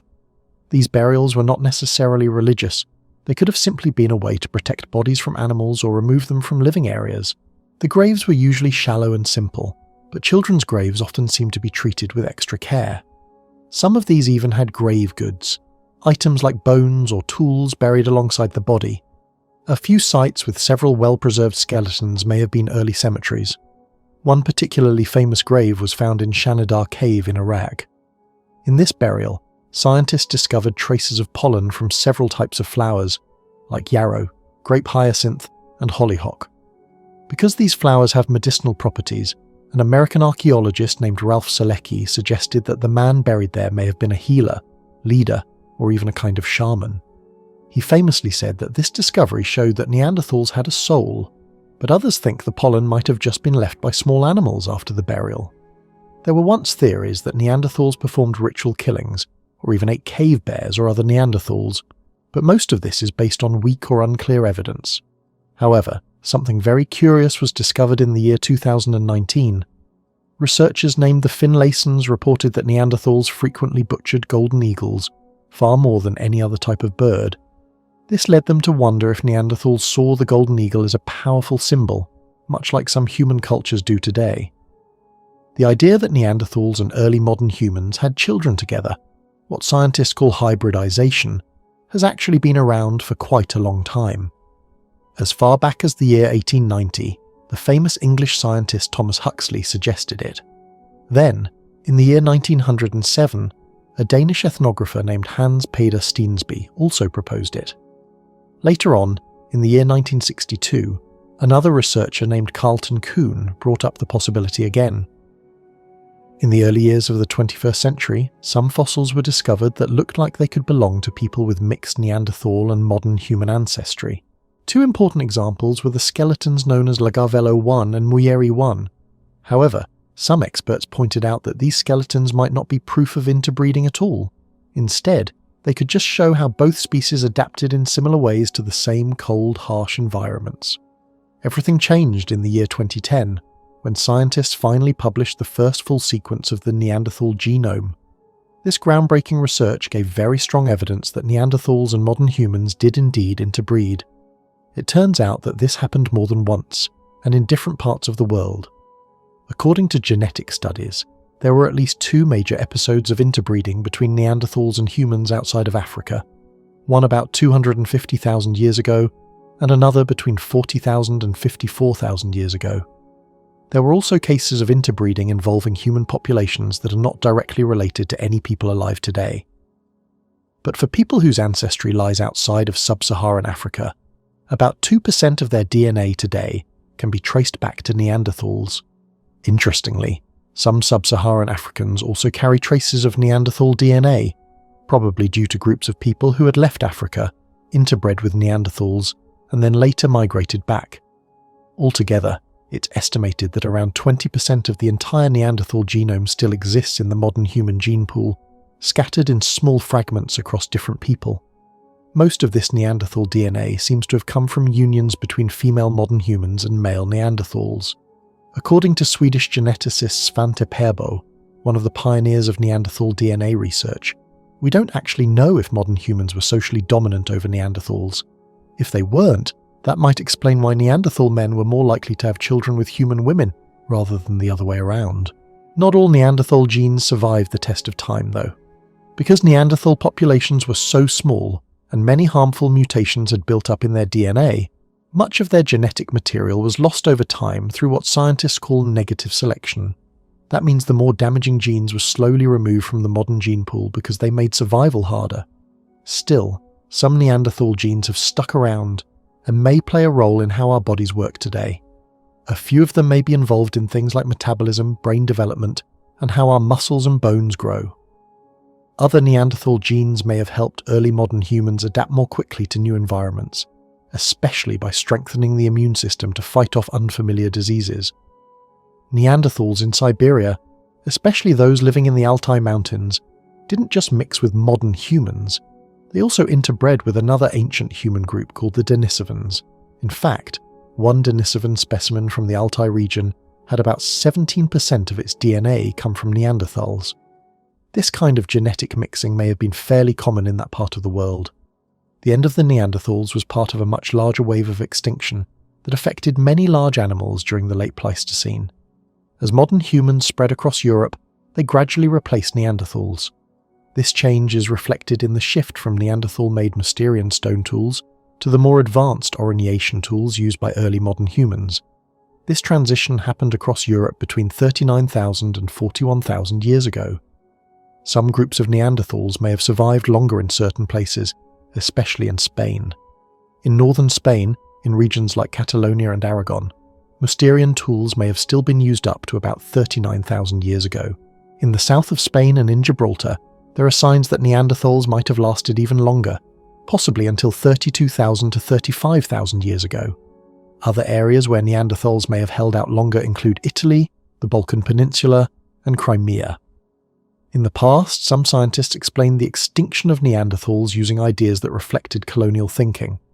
They believed that superior modern humans simply wiped out the weaker Neanderthals. but today the picture is more complex. Many experts think that modern humans outcompeted Neanderthals, mostly because they had larger populations, more children, and better tools and survival strategies. They could also travel farther and adapt more quickly to changing environments. Some Neanderthals may not have disappeared at all. They may have joined modern human groups and mixed in, becoming part of the growing human family. This idea had been suggested long before, but it gained new support when scientists discovered ancient DNA from Neanderthals and Denisovans inside modern humans. In fact, there are signs that Neanderthals were not entirely cut off from human culture. In central France and northern Spain, Neanderthals created a tool industry known as the Châtelperronian, which seems to show they were learning and borrowing techniques from modern humans. Other similar transitional cultures include the Aleutian in Italy and the Silurian in Central Europe. Other reasons why Neanderthals may have gone extinct include their small population size and the build-up of harmful genetic mutations. These issues could have made them less able to deal with big environmental changes or new diseases brought by modern humans. It's uncertain how badly Neanderthals were affected by changes in climate. After all, they had survived many ice ages already. But certain extreme events may have created temporary gaps in Neanderthal populations. For example, Heinrich Event 4, a period of sudden climate change, or the massive Campanian Ignimbrite volcanic eruption could have wiped out groups of Neanderthals. If this happened, modern humans may have been better at moving into those empty lands and repopulating them. Another possible blow came from the Lachaume event, a time between 39,000 and 42,000 years ago when Earth's magnetic field weakened, letting in more harmful ultraviolet radiation from the sun. This may have hit Neanderthals harder than modern humans, especially since Neanderthals may not have had well-fitted clothing or used protective substances like ochre, a natural sunscreen, as effectively as the Cro-Magnons early modern humans did. The Denisovans, also called Denisova hominins, were a now extinct group of ancient humans who once lived across large parts of Asia. Scientists believe they existed during a period that stretched from about 285,000 years ago to around 30,000 years ago. This means they lived during the early and middle parts of the Paleolithic era, a time when the world was colder, life was harsher, and humans were still learning how to survive in the wild. Unlike Neanderthals or modern humans, most of what we know about the Denisovans does not come from full skeletons or complete skulls. In fact, when they were first discovered, researchers had only a few small bones to study. What really changed everything was DNA, the genetic material found in all living things. Thanks to advanced techniques in genetic analysis, scientists were able to unlock secrets about these mysterious humans from even the tiniest fragments of bone. The very first Denisovan ever identified was a young girl. Her finger bone was found in the year 2008 inside a remote cave in Siberia, known as Denisova Cave, located in the towering Altai Mountains. 2 years later, in 2010, scientists managed to extract mitochondrial DNA, a special type of DNA passed down from mothers, from the bone. This led to the astonishing realization that the girl belonged to an entirely different kind of ancient human, neither Neanderthal nor modern Homo sapiens. Further analysis of nuclear DNA, the kind inherited from both parents, revealed something even more remarkable. Denisovans were very closely related to Neanderthals, so much so that they may have often lived near each other and even interbred. In fact, Denisova Cave itself was used by both species at different times. Since that discovery, remains of Denisovans, or individuals carrying Denisovan DNA, have been found in many other locations, including Baixia Karst Cave high up on the Tibetan Plateau, Tam Ngu Hao Tu Cave in the thick jungles of Laos, the Penghu Channel between Taiwan and mainland China, and the city of Harbin in northeastern China, historically known as Manchuria. DNA analysis has given scientists clues about their appearance. Denisovans likely had dark skin, dark eyes, and dark hair. Their bodies were strong and solid, quite similar to Neanderthals. Based on the Harbin skull, which many now believe belonged to a Denisovan, their heads were long and low, with massive brow ridges over their eyes. Their eye sockets were large and wide, and their mouths were also very large. Their faces were flatter than those of Neanderthals, more like those of modern humans, but their noses were big and prominent. One unusual trait was their very large molar teeth. similar to those seen in even older human ancestors like the Australopithecines. Their brains were about the same size as ours and as Neanderthals, meaning they probably had advanced thinking and social skills. Interestingly, the two Denisovan jawbones found so far do not have chins, a trait shared with Neanderthals but different from modern humans. Denisovans didn't just keep to themselves, they interbred with other human groups. In some modern populations, especially in Melanesians, Aboriginal Australians and Filipino Negritos, scientists have found that up to 5% of the DNA comes from Denisovans. This means their ancestors once mixed with Denisovans long ago. In contrast, people living in mainland Asia and among Native American populations carry only about 0.2% Denisovan DNA. A study from 2018 found that South Asians, such as Indians and Pakistanis, have similar levels of Denisovan ancestry to East Asians. Another study showed the highest levels of Denisovan DNA are found in Oceania, around 2%, while most other populations across Asia and the Americas have only about 0.1%. This widespread but uneven distribution suggests that Denisovans were scattered all over Asia and interacted with many early human groups. Even more surprising was the discovery of a fossil belonging to a young girl nicknamed Denny, who had a Denisovan father and a Neanderthal mother.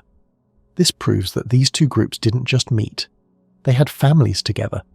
In addition to mixing with humans and Neanderthals, the Denisovans themselves carry 4% of DNA from a mysterious and completely unknown species of archaic human, one that split off from the line leading to modern humans over 1 million years ago. This means the human family tree is far more complicated than we ever imagined. Even though we call them Denisovans, scientists have long debated what their official species name should be.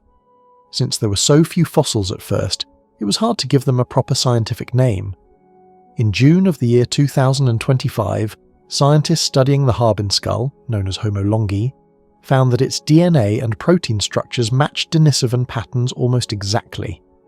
This meant they could finally connect the fossils to a real population, and many experts now believe Homo longi is actually a Denisovan. Anthropologist Denny Reed, also in 2025, argued that it's better to just keep calling them Denisovans for now, since it's not clear whether they deserve a brand new species name or are just an ancient branch of our own species, Homo sapiens. The Denisovans are also possibly connected to several other ancient human fossils found in East and South Asia, such as the Dali skull, the Zhujiayao and Suchang fossils, Jinushan man, Yunxian man, and Marba man, and even the Narmada human from India. Some of these fossils might belong to Denisovans, but scientists are still trying to find out for sure. In 2024, researchers named Christopher Bay and Shujie Wu proposed calling the Denisovans by a new species name, Homo juluensis, based on similarities in molar teeth. They even suggested that fossils from Zhujiayao and Suchang be included in this group, while moving others like the Dali skull into the Homo longi category. In 2025, a team led by Fu and colleagues made another breakthrough. They studied DNA found in the hardened plaque of teeth from the Homo longi skull and discovered that the DNA fit within the known Denisovan genetic range. They also identified 95 different proteins in the same specimen, further confirming that Homo longi was indeed a member of the Denisovan population. Deep in the remote wilderness of south-central Siberia, nestled along the western slopes of the towering Altai Mountains, lies a cave known as Denisova Cave. This ancient cavern is located in Altai Krai, Russia, and is named after a solitary Russian hermit named Denis, or Dionysi, who followed the old beliefs of his church and made the cave his home in the 18th century. The story of this cave's scientific importance began in the 1970s. A Soviet paleontologist named Nikolai Ovodov first explored the site in search of ancient remains, not of humans, but of early dog-like animals. However, something far more extraordinary would eventually be uncovered. In the year 2008, Russian scientists led by Michael Shunkov from the Russian Academy of Sciences began a new investigation of the cave. Working with a team from the Institute of Archaeology and Ethnography in the Siberian branch of the Academy, based in Novosibirsk, they made a breathtaking discovery: a small finger bone from a young girl who had lived tens of thousands of years ago. At first, scientists believed the bone was between 30,000 and 50,000 years old. But later studies pushed that age back even further, estimating she had lived between approximately 76,000 and 51,000 years ago. This mysterious child was nicknamed X-Woman because when researchers extracted DNA from her bone, specifically the mitochondrial DNA passed down from mothers, they discovered something astonishing. She did not belong to any known human group. She was not a modern human, nor was she a Neanderthal. She represented an entirely different kind of ancient human, a new group that would later be named the Denisovans. Then, in the year 2019, a team led by Greek archaeologist Katerina Duka used advanced radiocarbon dating techniques on more bones from the cave. They found that the oldest known Denisovan, called Denisova II, had lived somewhere between 195,000 and 122,000 years ago. Even older Denisovan DNA, taken from sediments, not bones, was found in the eastern part of the cave and dated to around 217,000 years ago. Based on stone tools and other artifacts, Denisovans likely began living in the cave as early as 287,000 years ago, or perhaps around 203,000 years ago. Neanderthals also appear to have lived there during two separate periods, around 193,000 years ago, and again about 97,000 years ago, possibly overlapping with the Denisovans.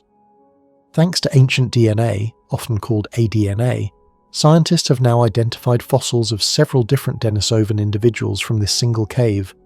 These include specimens named Denisova 2, 3, 4, 8, 11, 19, 20, 21, and 25. A genetic family tree built from their mitochondrial DNA suggested that Denisova 19, 20, and 21 were among the oldest, followed by Denisova 2 and then Denisova 8. Denisova 3 and 4 seem to have lived around the same time, and their mitochondrial DNA was so similar that they likely came from the same small population.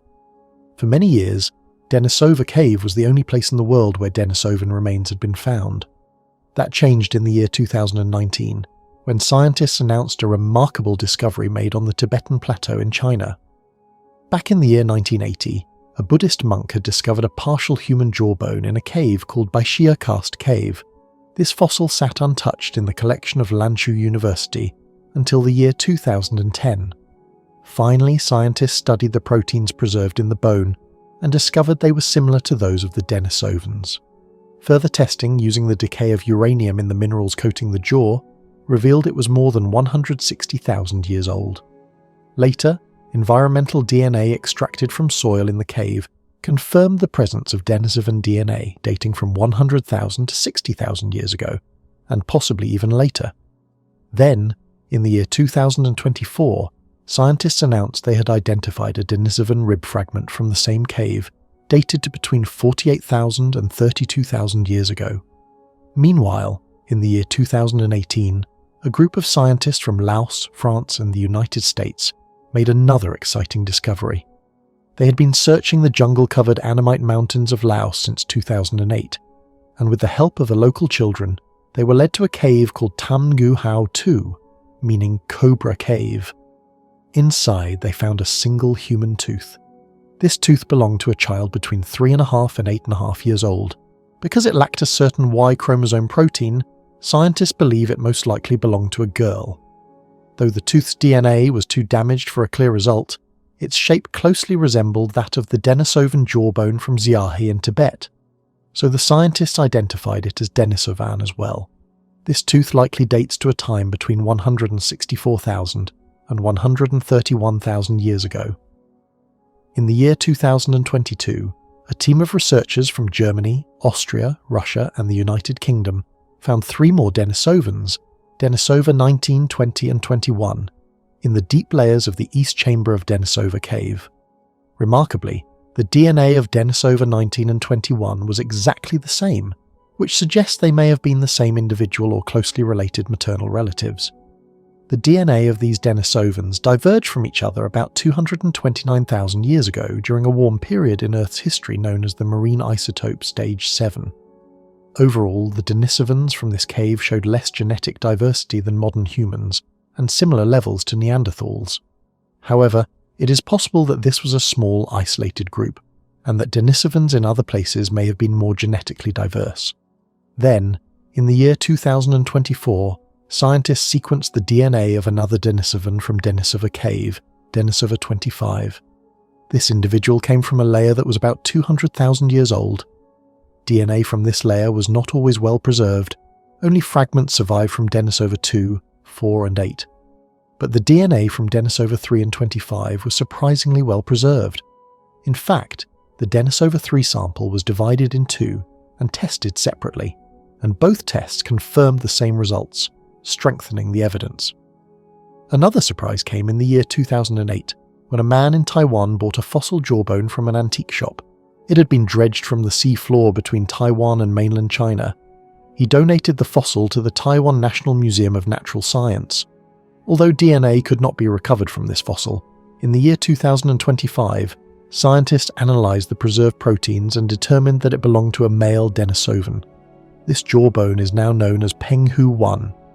In the year 2018, yet another mysterious human skull was found in Harbin, China.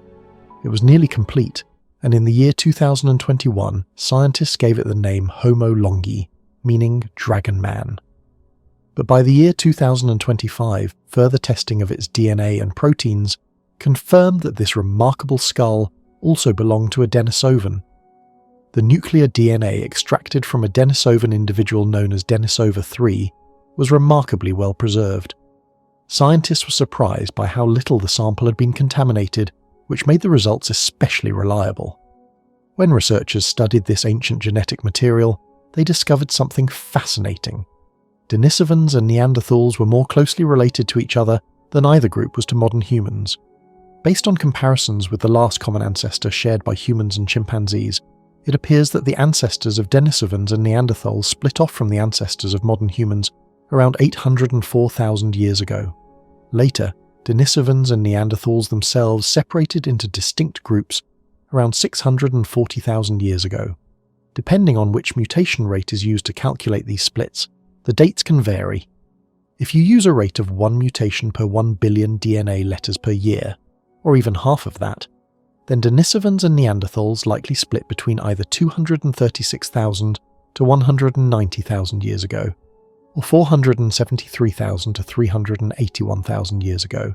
Another method, using a mutation rate of 1.1 mutations per 10 million DNA letters per generation, assuming a generation lasts 29 years, suggests the split happened around 744,000 years ago. Yet another approach, using a rate of 5 mutations per 10 billion letters each year, gives an estimate of 616,000 years ago. These dates indicate that Denisovans and Neanderthals had likely become separate groups before ancient humans began spreading widely across Europe. Scientists usually believe that Homo heidelbergensis, a human ancestor, was the common ancestor of both Denisovans and Neanderthals, and possibly modern humans as well. However, Denisovans show some very distinct features in their teeth, which might mean they split off from Neanderthals even before Neanderthals developed their unique dental traits around 300,000 years ago. The mitochondrial DNA, or mtDNA, which is passed down through the maternal line, was also retrieved from Denisova 3. Thanks to the cave's consistently cold temperatures, which hover around the freezing point, this genetic material was well preserved. A team of scientists led by Johannes Krauss and Svante Pääbo from the Max Planck Institute for Evolutionary Anthropology in Leipzig, Germany, managed to sequence this ancient mtDNA. They found that Denisova 3's mtDNA was different from that of modern humans in 385 positions out of around 16,500. For comparison, the difference between modern humans and Neanderthals is around 202 positions, while the gap between chimpanzees and modern humans is much greater, about 1,462. This showed that Denisovan DNA branched off from the lineage of both modern humans and Neanderthals somewhere between 1,313,000 to 779,000 years ago. Meanwhile, the mtDNA of modern humans and Neanderthals diverged between 618,000 to 321,000 years ago. Interestingly, modern humans seem to have passed on some of their mtDNA to Neanderthals, but not to the Denisovans, at least not in the sequences studied so far. Even more surprising was a discovery made in Spain. Scientists analysed a thigh bone from a Neanderthal who lived about 400,000 years ago in the Cima de los Huesos cave. Strangely, the mtDNA from this Neanderthal was closer to Denisovans than to later Neanderthals. Researchers believe this may be evidence of an older mtDNA lineage that was later replaced in Neanderthals by mtDNA more closely related to modern humans. In the year 2020, scientists sequenced Y chromosomes, which are passed down through the paternal line, from 2 Denisovans, Denisova 4 and Denisova 8, as well as from 3 late Neanderthals found in Spy, Mesmaiskaya, and El Cidrón caves. Their analysis revealed that Denisovan Y chromosomes split off from the common ancestor of Neanderthal and modern human Y chromosomes about 700,000 years ago. Meanwhile, the Neanderthal and modern human Y chromosomes diverge from one another about 370,000 years ago. Interestingly, these Y chromosome patterns match those seen in mtDNA, but differ from patterns seen in the rest of the genome, suggesting that both the Y chromosomes and mtDNA in Neanderthals were replaced by sequences more closely related to modern humans. So far, Denisovan remains have only been identified in 5 locations: southern Siberia, Tibet, Laos, Taiwan, and the Manchurian region of northeastern China. One of the most important discoveries was the Siahi jawbone, which represents the earliest known human presence on the Tibetan plateau. Even though their physical remains have only been found in these 5 areas, the presence of Denisovan DNA in many modern human populations indicates that Denisovans once ranged far and wide, possibly across much of East Asia and even into western parts of Eurasia. In the year 2019, geneticist Guy Jacobs and his team discovered that there were at least 3 separate populations of Denisovans who contributed their DNA to different modern human groups. One group interbred with the ancestors of people in Siberia and East Asia. Another contributed to populations in New Guinea and nearby islands. The third influenced Oceanians and to a smaller extent other parts of Asia. Using a method called coalescent modelling, the researchers estimated that the Denisovans from the famous Denisova caves split from the second group around 283,000 years ago, and from the third group about 363,000 years ago. This means that these groups were separated for long periods and were likely living in different regions without much interbreeding. Jacobs also used a technique that looks at the lengths of genetic segments shared between Denisovans and modern humans. This method revealed that Denisovan genes entered the ancestors of modern New Guineans around 29,900 years ago, and into ancestors of both New Guineans and Oceanians around 45,700 years ago. This suggests that Denisovans may have survived in some regions until as recently as 14,500 years ago, making them possibly the last surviving archaic humans. A third Denisovan group also seems to have mixed with people in East Asia, though there is not yet enough DNA to determine exactly when this happened. In a study published in the year 2024, a scientist named Anat Yermakovich from the University of Tartu made a remarkable discovery in Papua New Guinea. He found that people living at higher altitudes carried Denisovan DNA variants related to brain development, while those in lowland areas had variants linked to immune function. These findings suggest that Denisovan DNA helped modern humans adapt to very different environments.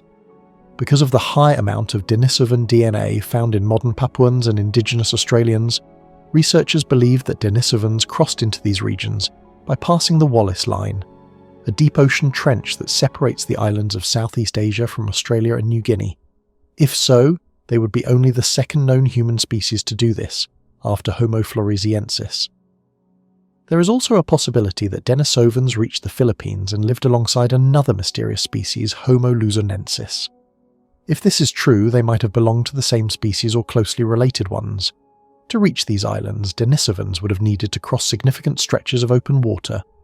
Alternatively, the high levels of Denisovan DNA found in people from New Guinea may simply reflect heavy interbreeding before their ancestors crossed into those remote regions. Interestingly, even people in Iceland have a surprising amount of Denisovan ancestry. This could mean that a population of Denisovans once lived far to the west of Siberia's Altai Mountains. Genetic evidence shows that Neanderthals were frequently migrating between Europe and the Altai region, especially in the later stages of their existence. Over the long history of habitation at Denisova Cave, the environment changed many times, from relatively warm pine and birch forests to cold tundra-like conditions. In contrast, Baishia Karst Cave, located at a much higher elevation, is a harsh place with freezing temperatures, low oxygen, and few natural resources. Until recently, Scientists thought only modern humans were capable of surviving in such extreme high-altitude environments, but evidence now shows that Denisovans also managed to live in such tough conditions. They even seem to have lived in the dense jungles of Southeast Asia. A cave site known as Tam Nhu Hau 2 may have been a thick forest environment, showing that Denisovans were far more adaptable and widespread than previously believed. The discovery of a finger bone in Denisova Cave gave scientists something unexpected. The bone itself was small and delicate, well within the normal range for a modern human woman. But surprisingly, the teeth that were found, especially the molars, told a very different story. These molars were large and sturdy, more like those seen in ancient human relatives who lived during the Middle to Late Pleistocene period. In fact, all the Denisovan molars that have been found are unlike those of any known human species, except for Homo habilis and Homo rudolfensis, and they resemble the teeth of even older ancestors like the Australopithecines. One particular molar, the second molar, stood out because it was even larger than those found in modern humans and Neanderthals. It more closely resembled the molars of Homo erectus and Homo habilis. The Denisovan jawbone, or mandible, had some Neanderthal-like features too. For instance, it had a gap behind the last molar tooth and the front teeth were flat. However, the rest of the jaw had its own unique traits. It didn't have the tall, thick structure seen in Neanderthals, and the front part of the jaw, the area called the mandibular symphysis, sloped backward more noticeably. One of the most important Denisovan skull discoveries came from a fossil known as the Harbin cranium, classified as Homo longi, meaning dragon man. This ancient skull had a distinctive appearance. The skull was low and long with a forehead that sloped backward. The upper part of the face was extremely wide, and the nasal opening was large, hinting at a big nose, possibly an adaptation to breathing cold, dry air. The eye sockets were wide and square-shaped, the brow ridges were thick and strongly pronounced, and the cheekbones were flat. The roof of the mouth, palate, was broad, and the sockets where the teeth fit were large, suggesting a wide mouth. Even the base of the skull was unusually broad. The Harbin skull is the longest known skull of any archaic human ever found. It also has the longest brow ridge of any human skull, ancient or modern.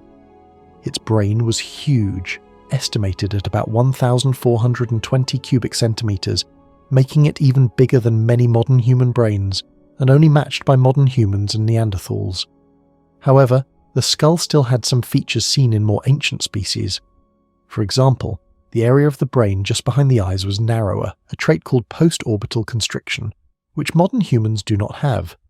This feature was more pronounced than in Neanderthals, but less extreme than in even older human relatives. Despite the face being wide, it was surprisingly flat. This means it didn't stick out as much as in some other ancient human species. In that way, it was similar to modern humans, as well as to a much older species called Homo antecessor, and some other fossils found in China from the Middle Pleistocene. But scientists believe that this flat face wasn't a sign of being modern. It was likely an ancient feature that had been passed down. Because the Harbin skull was found without its lower jaw, researchers compared it with another jawbone, the Siahi mandible, and concluded that Homo longi, like other ancient humans, probably didn't have a chin. This chinless feature is also seen in another Denisovan jawbone known as the Penghu mandible. In the year 2021, a group of scientists led by Ni and others, and in the year 2024 another team led by Bei and Wu, grouped the Harbin skull with two other ancient fossils, the Dali cranium and the Jinyushan skeleton.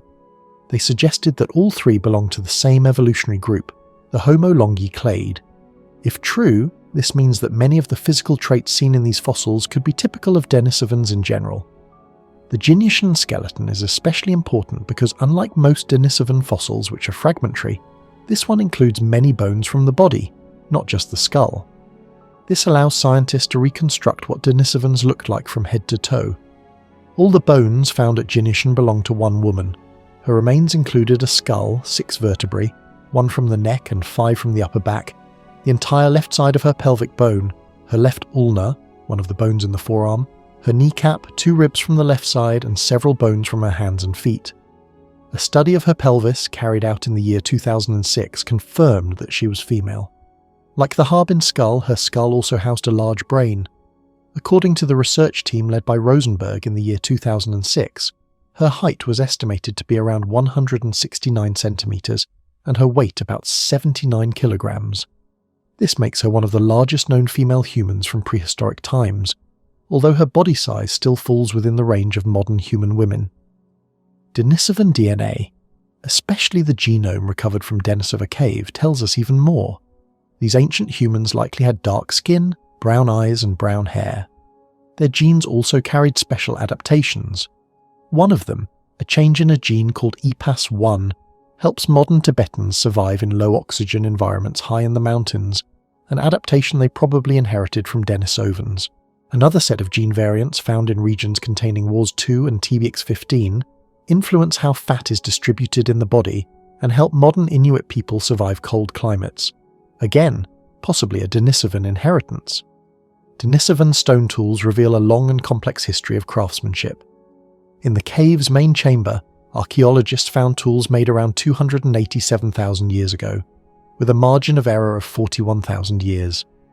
In the south chamber, tools dated to about 269,000 years ago, plus or minus 97,000 years. More tools appeared in the main and east chambers, dating to between 170,000 and 187,000 years ago. These early Middle Paleolithic tools included stone cores, used to produce flakes, scrapers, denticulate tools with a tooth-like edge, and notched tools. As time went on, the toolkits became more advanced. In the main chamber, tools dating to around 156,000 years ago included flat, discoid, and Levallois cores, as well as side scrapers, end scrapers, chisels, burins, engraving tools, and flakes with their ends trimmed. In the east chamber, tools from around 58,000 years ago were found, and in the south chamber, tools dating from about 136,000 to 47,000 years ago were uncovered.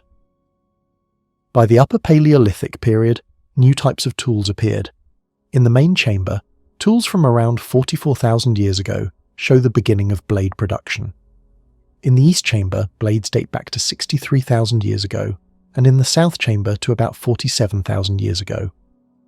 Around 36,000 years ago, people in the main chamber began making tiny stone bladelets, a clear sign of new technological development. These later layers also held more delicate and decorative items, a marble ring, ivory rings, pendants made from ivory and deer or elk teeth, a bracelet carved from green chlorite stone, and even a carefully crafted bone needle. However, there is uncertainty about who made these objects. Denisovans are known to have lived in the cave only until around 55,000 years ago. Some of the Upper Paleolithic layers date to times when modern humans were moving into Siberia. The DNA from one specimen dating to this period, called Denisova 14, was too damaged to identify the species for certain. So, while these beautiful objects were found in the cave, we can't say for sure whether they were made by Denisovans or by early modern humans. Long ago, the ancient people who once lived in the Baixia Karst cave in what is now China were clearly skilled hunters and toolmakers. They regularly hunted and processed a wide variety of animals. Their diet included goat antelopes, wild cattle, deer, horses, and even the massive woolly rhinoceros. But they didn't stop at herbivores. They also butchered dangerous predators like cave hyenas, wild dogs, and large wild cats. Smaller animals such as marmots, hares, and even eagles were also part of their catch. These early humans might have used the long bones of these animals not just for food, but also to create tools. In fact, every single archaeological layer that has been dug up from the cave contains stone tools, showing a continuous tradition of toolmaking and use. In the year 1998, archaeologists made an astonishing discovery near the Kweizang hot springs on the high Tibetan plateau. There, they found 5 impressions of hands and feet left in hardened limestone, likely created by children.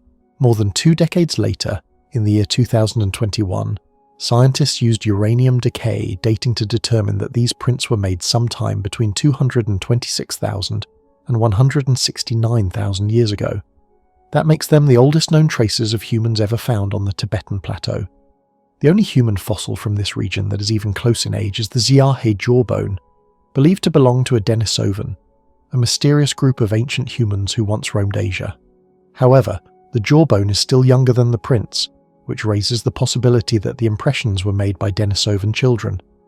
These children left their prints in a small patch of soft mud, carefully placing their hands and feet in fresh spots, without overlapping the others. This suggests that they might have been doing this playfully, or even purposefully, like a form of early expression. If considered art, these would be the oldest rock art ever discovered, far older than similar hand stencils that only begin to appear again about 40,000 years ago. The prints consist of 4 right foot impressions and 1 left foot print placed directly on top of a right one. Based on the patterns, scientists believe 2 children were responsible. One of them might have wriggled their toes in the mud or used their fingers to trace over their own footprints. The foot impressions are about 192 millimeters long, roughly 7.5 inches, which matches the average foot size of a modern child around 7 or 8 years old. 2 handprints were also found, one from a left hand and one from a right. These may have belonged to an older child unless the younger child simply had longer fingers. The handprints average 161 millimeters in length, or about 6 1/3 inches. That corresponds with the hand size of a modern 12-year-old, although the length of the middle finger actually matches what you'd expect from a modern 17-year-old. One of the handprints even included part of the forearm, and the child appears to have playfully moved their thumb through the mud while pressing down. Fast forward to the year 2025, archaeologists made another incredible discovery at a site called Rethinking, located on the shore of what was once a lake in Yunnan, in southwestern China. There, they uncovered a collection of 35 wooden tools, which had been buried for a very long time. These tools date back to a period between around 361,000 and 250,000 years ago. That's the same general time frame during which Denisovans are believed to have lived in the region. Among the wooden objects were digging sticks made from pine and hardwood, root-cutting hooks, and small handheld pointed tools. These weren't just random bits of wood. Each tool appears to have been carefully shaped for a specific purpose. According to the researchers who studied the site, the people of Rethinking didn't stumble upon food by accident. Instead, they made planned trips to the lakeshore, bringing along tools they had crafted from carefully selected types of wood. Their goal was to dig up and collect underground plant parts like tubers, rhizomes and corms, nutritious roots and bulbs buried beneath the soil. This discovery shows that plant-based foods were an important part of their diet, especially in the warm, humid, subtropical environment in which they lived. Modern genetic studies have revealed even more secrets about these ancient people. Our own DNA holds traces of encounters with 2 other extinct groups of humans, Neanderthals and Denisovans. These interbreeding events happened many times in the distant past, and the patterns are far from simple. There was a lot of genetic mixing among all 3 groups: modern humans, Neanderthals and Denisovans. For example, scientists discovered that up to 17% of the Denisovan DNA found in bones from the famous Denisova cave came from local Neanderthals who lived nearby. One individual, known as Denisova 11, was a first-generation hybrid. Her father was a Denisovan, and her mother was a Neanderthal. This surprising find suggests that these 2 groups may have regularly interbred in that region. When comparing genomes, the Denisovans appear to share more genetic similarities with Neanderthals from the Altai Mountains in Siberia than with Neanderthals from other parts of Europe, such as Croatia or the Caucasus region. Interestingly, Denisova 11's father had Neanderthal ancestry from the Altai population, while her mother's Neanderthal DNA was more closely related to the Croatian Neanderthals. Another individual, Denisova 25, lived around 200,000 years ago. His DNA contained about 5% from an unknown population of Neanderthals, and he also belonged to a different group of Denisovans than the younger fossils found in the same cave, and that's not all. About 4% of the Denisovan genome seems to come from an even older, unknown human species, one that split off from both Neanderthals and modern humans more than 1 million years ago. This mystery lineage might be the source of the strange ancient mitochondrial DNA that scientists found in the Denisovan remains. During the late Pleistocene period in Asia, the only known species of humans were Homo erectus and Homo heidelbergensis. However, in the year 2021, some fossils once thought to belong to Homo heidelbergensis were reclassified into 2 newer categories, Homo longi and Homo daliensis. Before Neanderthals fully emerged as a separate group, Their ancestors, sometimes called Neandersovans, migrated into Europe. While there, they seem to have interbred with yet another ancient and mysterious human species. These earlier humans, often called super-archaics, had arrived in Europe from Africa in a migration that may have occurred around 1,900,000 years ago.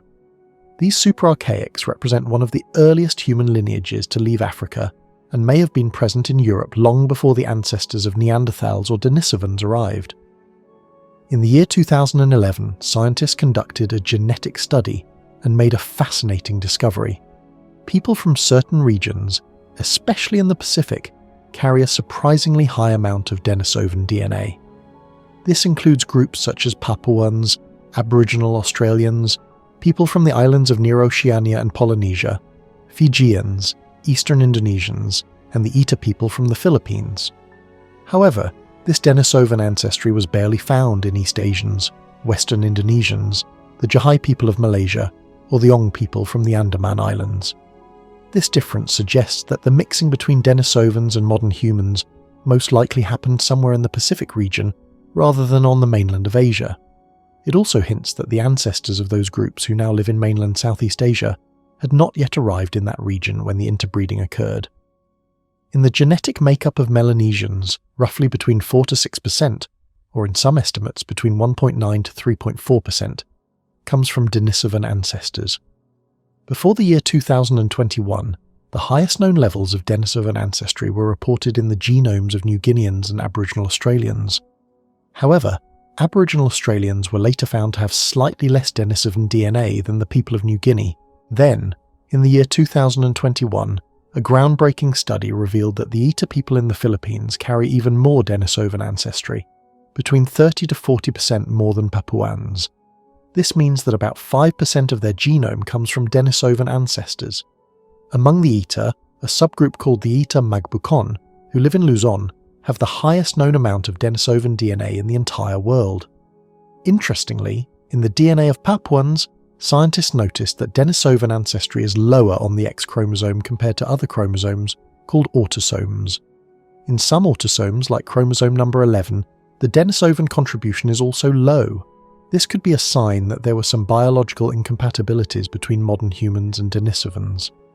Another possibility is that fewer Denisovan women had children with modern humans, or more modern human women moved into these populations, diluting the Denisovan genetic legacy on the X chromosome. In contrast, people living in mainland Asia and the Americas today have far less Denisovan DNA, only about 0.2%. In South Asia, people have about the same low levels of Denisovan ancestry as East Asians. One scientific study found that Oceanians, such as Papuans and Aboriginal Australians, have the highest amount of Denisovan DNA, around 2%, while people in East Asia, South Asia and the Americas have much lower levels, around 0.1%. A very important clue came from a modern human who lived in China about 40,000 years ago, known as Tianyuan Man.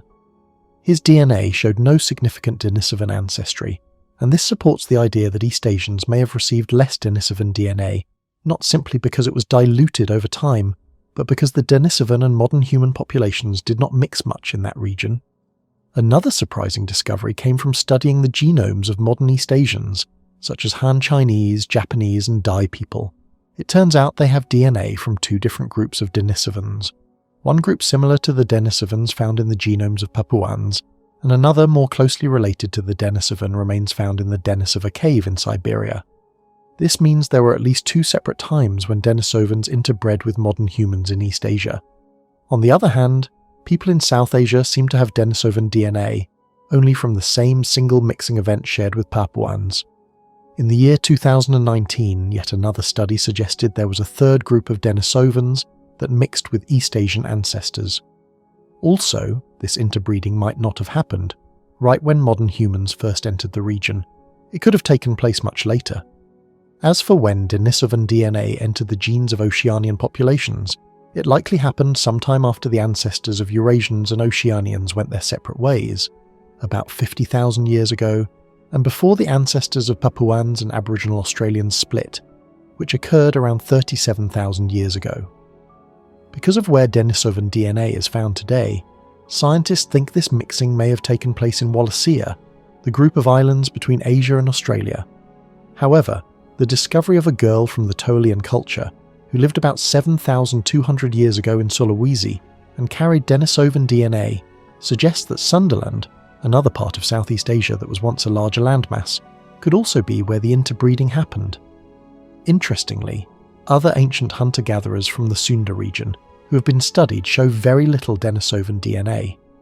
This may mean that the mixing did not happen in Sunderland at all, or it could mean that any Denisovan DNA there was later diluted by waves of new people from mainland Asia, such as the Hobenian culture and later farming communities from the Neolithic period.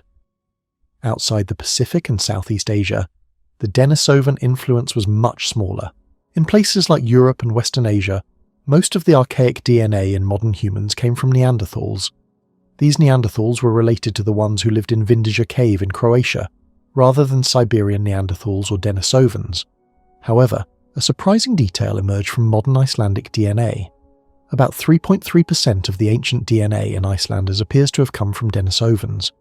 This is unusually high for a European population, and raises the possibility that a group of Denisovans may have lived farther west than we once thought, and may have mixed with early modern humans or even Neanderthals related to those from Vindija. Some traces of Denisovan DNA also show up in the lives of people today. For example, Tibetans have a special version of a gene called EPAS1, which helps them live at high altitudes where there is very little oxygen. This gene likely came from Denisovans. Other Denisovan genes affect how people break down fat and how they smell things, through proteins involved in fat metabolism and scent receptors. There is even some early evidence that Denisovan DNA may have helped people fight off a version of the coronavirus known as the G614 mutation of SARS-CoV-2.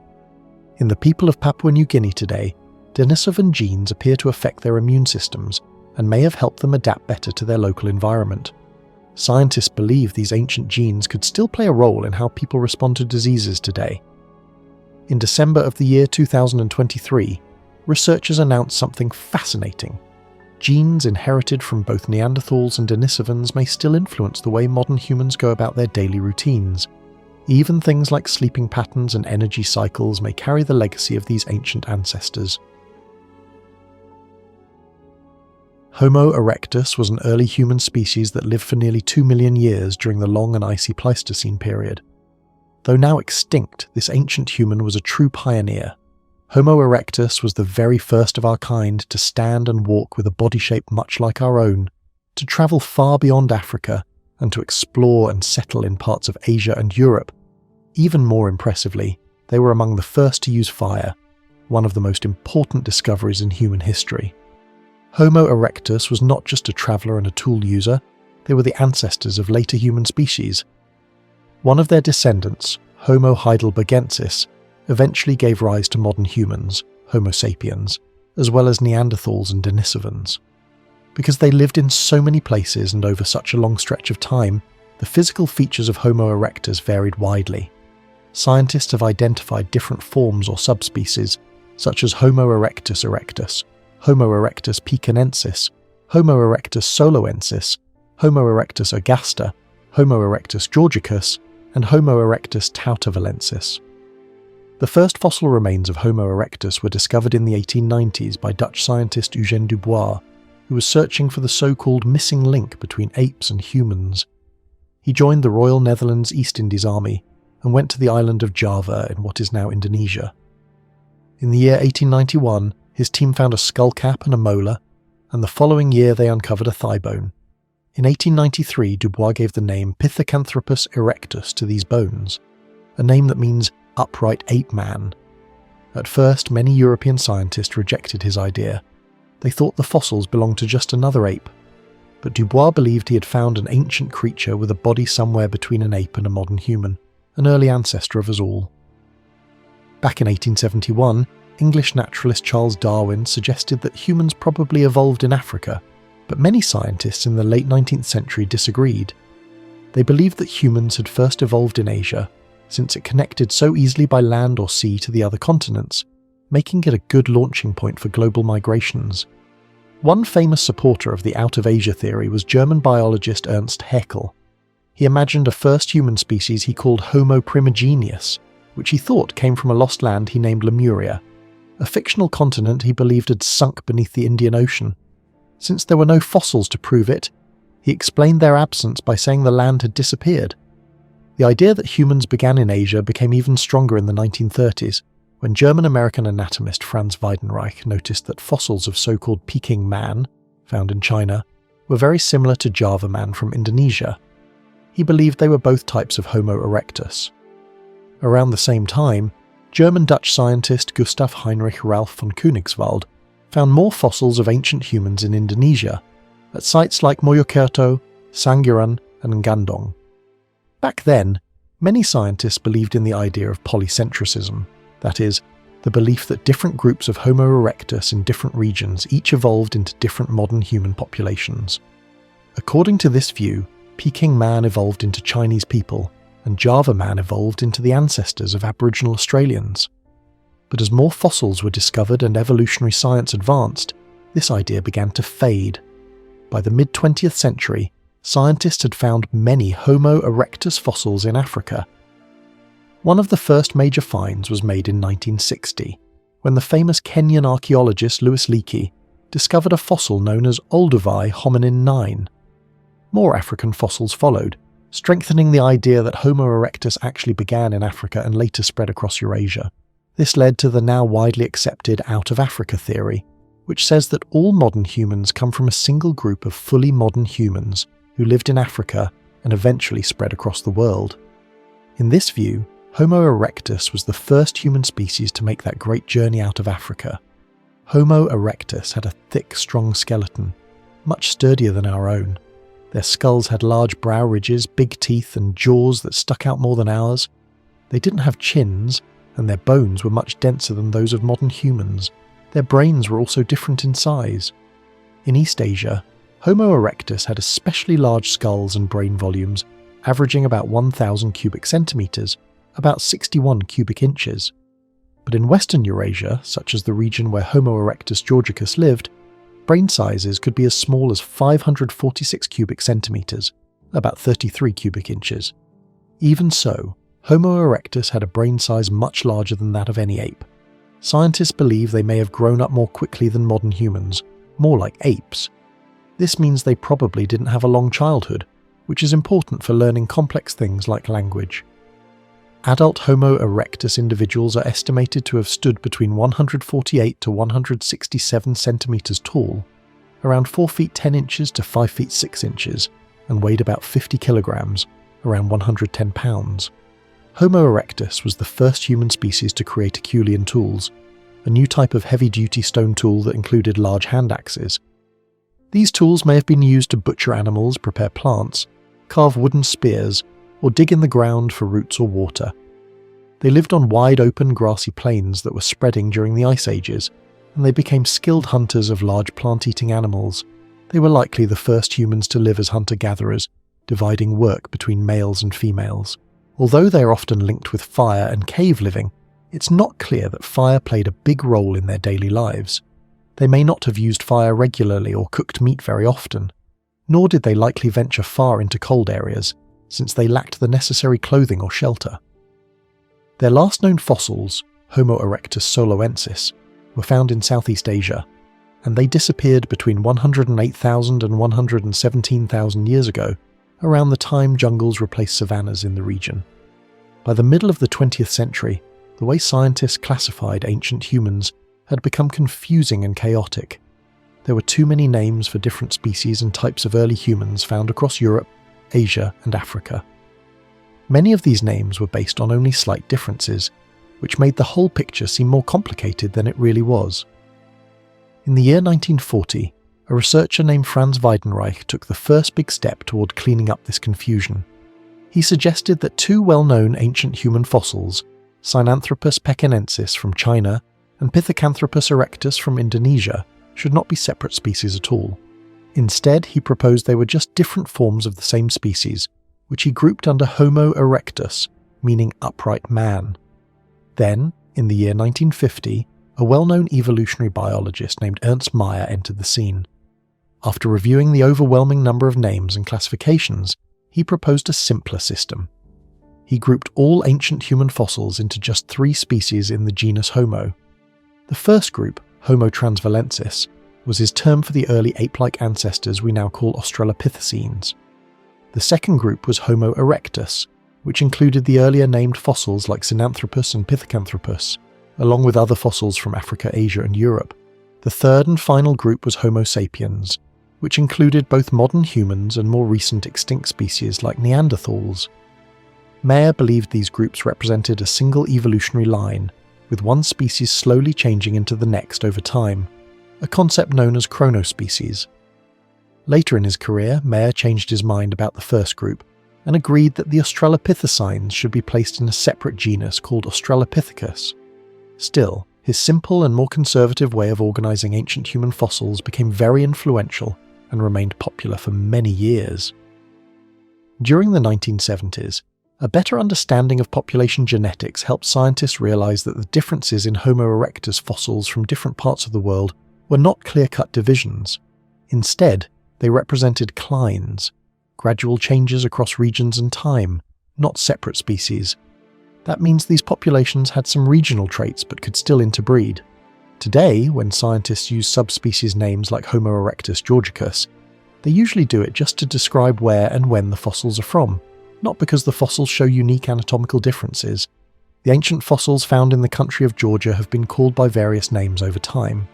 Some researchers say they belong to a type of Homo erectus agaster, or a more specific form called Homo erectus agaster georgicus. Others think they should be considered a separate subspecies, called Homo erectus georgicus, or even a completely new species, named Homo georgicus. Similar debates exist for other fossil types too. For example, some researchers argue that Homo agaster, Homo soloensis, and Homo pekinensis deserve to be full species on their own. Fossils once assigned to Homo erectus tautovalensis are often now linked with Homo heidelbergensis. Scientists believe that Homo erectus first evolved in Africa from a population of Homo habilis, and that both species lived at the same time for around 500,000 years. The oldest known fossil of Homo erectus is a skull named DNH 143 found in Drimmelen, South Africa, and it is estimated to be 2,040,000 years old. Interestingly, this skull was found alongside another ancient human species, Paranthropus robustus. Soon after Homo erectus evolved, it began to spread out of Africa. Some of the earliest known examples outside Africa come from Georgia, where Homo erectus georgicus lived between 1,780,000 and 1,850,000 years ago. Fossils from Mojokerto and Sangiran in Indonesia also date back to between 1,600,000 and 1,800,000 years ago. Around this same period, some groups may have even reached northwestern Europe. Although Homo erectus is often considered the first human species to leave Africa, some tools found in Zaka Valley, Jordan, dated to 2,480,000 years ago, and in Shangcheng, China, dated to 2,100,000 years ago, may suggest that earlier human species also made their way out of Africa. Because Homo erectus was first recognized in East Asia, some scientists use the name Homo erectus sensu stricto, which means in the strict sense, for those East Asian fossils. The fossils from Africa and West Eurasia are then referred to as Homo erectus sensu lato, meaning in the broad sense. However, this naming might not reflect their actual evolutionary relationships. Once Homo erectus had spread widely across the Old World, Africa, Europe and Asia, it slowly evolved into newer species in the genus Homo. These included Homo heidelbergensis, Homo antecessor, Homo floresiensis, from the island of Flores, and Homo luzonensis, from Luzon Island in the Philippines. Of these, Homo heidelbergensis is usually thought to be the direct ancestor of modern humans, Neanderthals, and Denisovans. This means that Homo erectus forms a paraphyletic group. It includes many ancestors but not all their descendants. Despite being officially classified as a different species, Homo erectus may have interbred with some of its descendant species, especially the common ancestors of Neanderthals and Denisovans, sometimes called Neandersovans. The success of Homo erectus in spreading so widely is often linked to key evolutionary advances. These include obligate bipedalism, walking only on 2 legs, the development of better tools, and a shift toward eating more meat. However, the sudden appearance of meat-eating in the fossil record might just reflect what has been found so far, not the full picture. Homo erectus travelled along open grasslands and wooded savannas, which were expanding due to a worldwide drying trend at the beginning of the Quaternary Ice Age. It is generally believed that they occupied areas like the Sahara and West Asia during wetter periods, but some populations may have survived during drier times too. Most fossils of Homo erectus sensulato are dated between 1 million and 1,800,000 years ago during the early Pleistocene, before they evolved into newer species. However, the fossils of Homo erectus sensu stricto lasted much longer. The youngest known population, called Homo erectus soloensis, lived in Java between 108,000 and 117,000 years ago during the late Pleistocene. These last members of the species likely disappeared when open savanna corridors were replaced by dense tropical forest. In the year 2021, a detailed study using a method called tip dating analysed the evolutionary relationships between several Homo erectus fossils. Because Homo erectus lived in so many places over such a long time, their physical features show a lot of variety. Among modern primates, only modern humans show this same kind of regional variation, which scientists call phenotypic plasticity.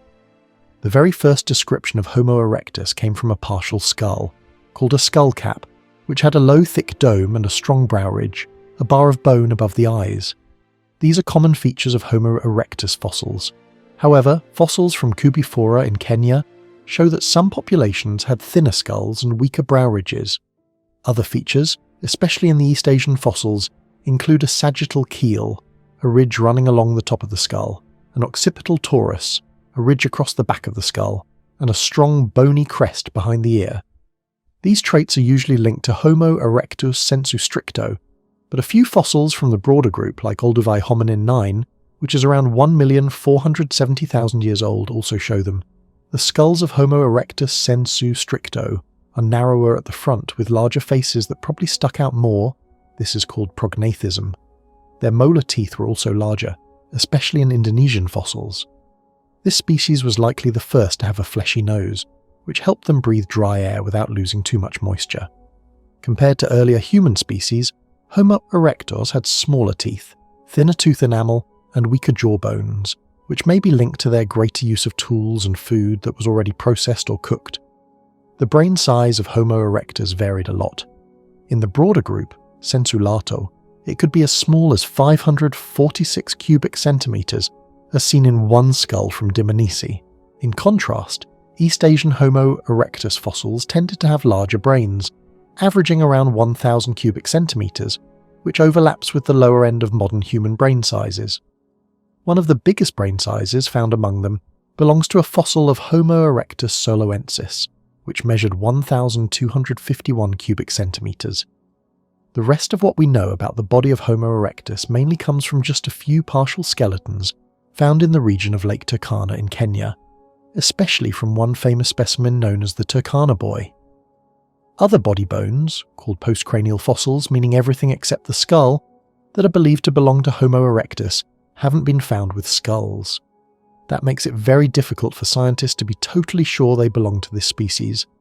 Even though we don't know much about the bodies of earlier human ancestors, Homo erectus is generally seen as the first human species with a body shape similar to our own, and clearly different from the bodies of non-human apes. Their chest may have been short and barrel-shaped, which is a trait shared with other ancient humans. Fossilized footprints found near Ileret in Kenya show that they walked in a way very much like modern humans. This ability to walk efficiently on two legs probably helped Homo erectus spread across Africa, Asia, and Europe. A huge step in human evolution. Scientists are still trying to figure out exactly when our ancestors lost most of their body hair. Genetic research has revealed that around 1,200,000 years ago, the gene called melanocortin 1 receptor, which helps produce dark skin, was already highly active.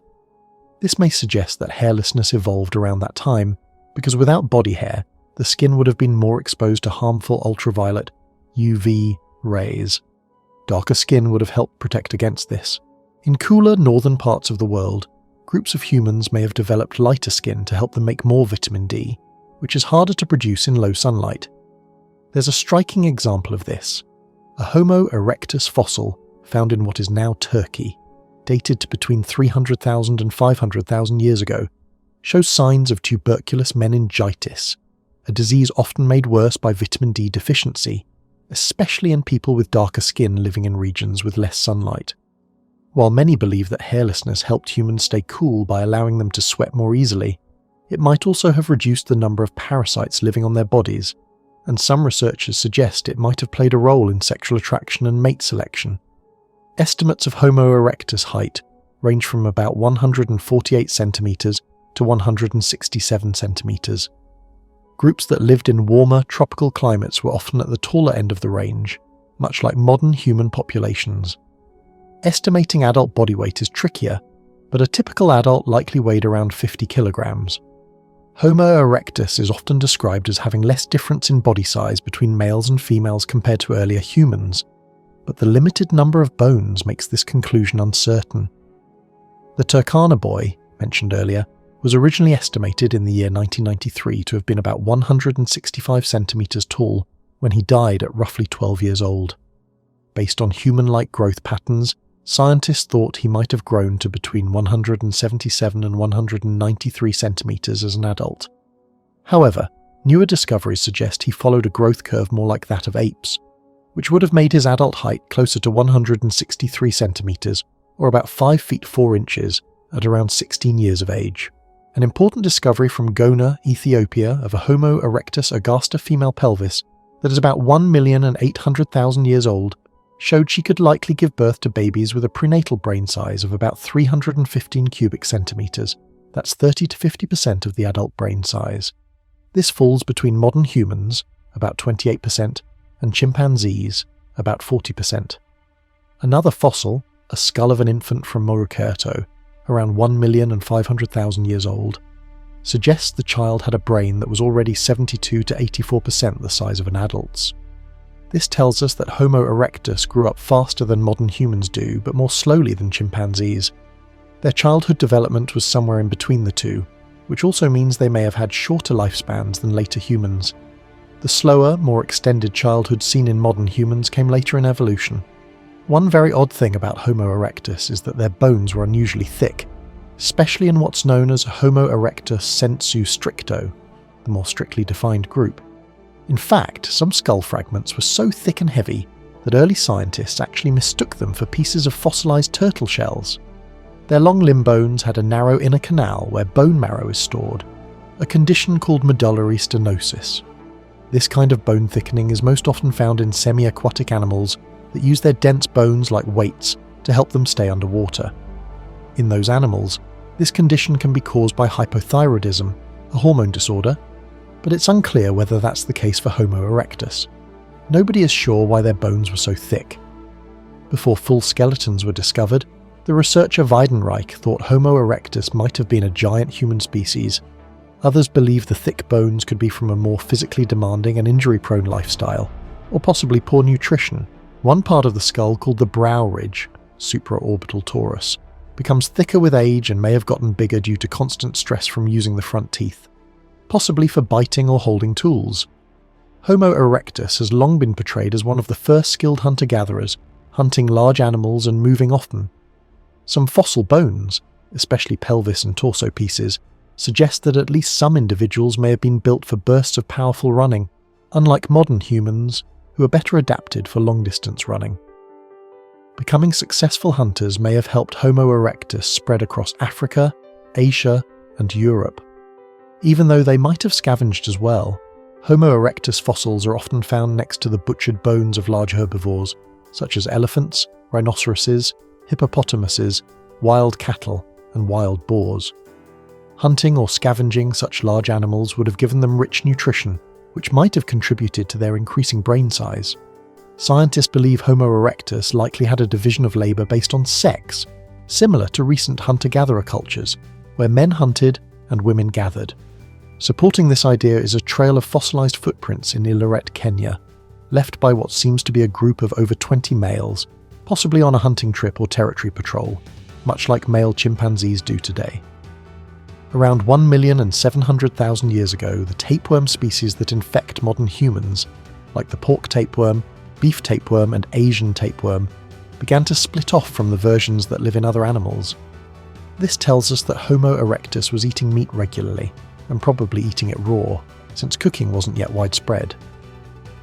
In some places, like Lake Turkana and Trinil, Homo erectus also gathered fish, shellfish, and turtles. They likely also ate underground roots and tubers, and there's evidence of them eating wild plants like Celtis, a type of edible tree. Some scientists think that as Homo erectus spread out and hunted large animals, they may have driven some species to extinction. Over time, as big game animals disappeared, the average size of herbivores declined during the Ice Age. Homo erectus has even been blamed for contributing to the disappearance of elephant relatives, proboscideans, and other meat-eating competitors. In Sunderland, now part of Southeast Asia, the giant tortoise Megalocheles went extinct not long after the arrival of Homo erectus, suggesting that humans may have played a part in wiping it out. Homo habilis was a species of early human that lived during the early Pleistocene period in East and South Africa, roughly between 2,400,000 years ago and 1,650,000 years ago. This ancient hominin is considered one of the earliest members of our human genus, Homo. When the species was first described in 1964, it sparked a lot of debate. Many scientists were skeptical and argued that Homo habilis should not be placed in the Homo genus at all. Some believed it was just another form of Australopithecus africanus, the only early human ancestor known at that time, but over the years more fossils and evidence were found, and Homo habilis began to gain broader acceptance. By the 1980s, many researchers believed that Homo habilis was a direct ancestor of Homo erectus, which in turn led to modern humans. However, this idea has since become controversial again, as new discoveries have complicated our understanding of early human evolution. The fossils of Homo habilis are often incomplete and difficult to classify. Many bones that were not clearly linked to a skull were placed in this species, even if scientists weren't sure. This led to confusion, and some experts proposed dividing the species into separate ones, such as Homo rudolfensis and Homo gortongensis. Of these, only Homo rudolfensis has gained much support in the scientific community. The size of Homo habilis's brain was quite variable, ranging from about 500 to 900 cubic centimeters, which is larger than that of Australopithecus, but still much smaller than modern humans. Unfortunately, we know very little about the body of Homo habilis, because only two very broken skeletons have been found. Scientists have had to make educated guesses about its physical appearance, often based on earlier species like Australopithecus. Some researchers have suggested that because Homo habilis shared so many traits with Australopithecus, it should actually be reclassified into that older genus. One fossil, known as Och62, was thought to belong to a small female. If she had Australopithecus-like proportions, she would have stood between 100 to 120 centimeters tall, that is, about 3 feet 3 inches to 3 feet 11 inches, and weighed between 20 to 37 kilograms, or 44 to 82 pounds. But if she had more modern human-like body proportions, she might have been around 148 centimeters tall, or 4 feet 10 inches, and weighed about 35 kilograms, or 77 pounds. There is also evidence suggesting that Homo habilis might have spent some time in the trees, just like Australopithecus is thought to have done. They were likely covered in thick body hair and showed sexual dimorphism, which means males and females may have looked quite different, with males possibly being much larger. One of the most important things about Homo habilis is that they were the first known makers and users of the Oldowan stone tools. These were simple but effective tools made by striking rocks to create sharp edges. Homo habilis likely used them mainly to butcher meat from animals they scavenged. Compared to their ancestors, early Homo species, including Homo habilis, probably ate a lot more meat. This shift in diet might have played a big role in their evolution. It's possible they lived in social groups similar to modern chimpanzees or baboons, with 70 to 85 members. Having many males in a group could have helped protect them from the dangerous predators of the African savanna, such as lions, hyenas, and crocodiles. Homo habilis shared their world with other human relatives, including Homo rudolfensis, Homo ergaster, or early Homo erectus, and Paranthropus boisei, the first clearly recognized remains of Homo habilis, a partial skull and some bones from the hand and foot of a young individual, known as OH7, were found in 1960 at Olduvai Gorge in Tanzania. They were uncovered by Jonathan Leakey and a team of local African workers who had long been digging at the site.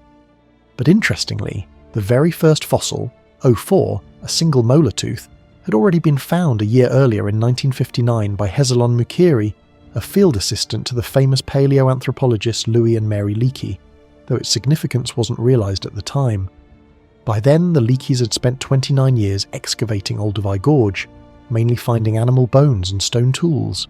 At first, the tools were believed to have been made by another species, Paranthropus boisei, then called Zinjanthropus, because it was the only hominin found at the site.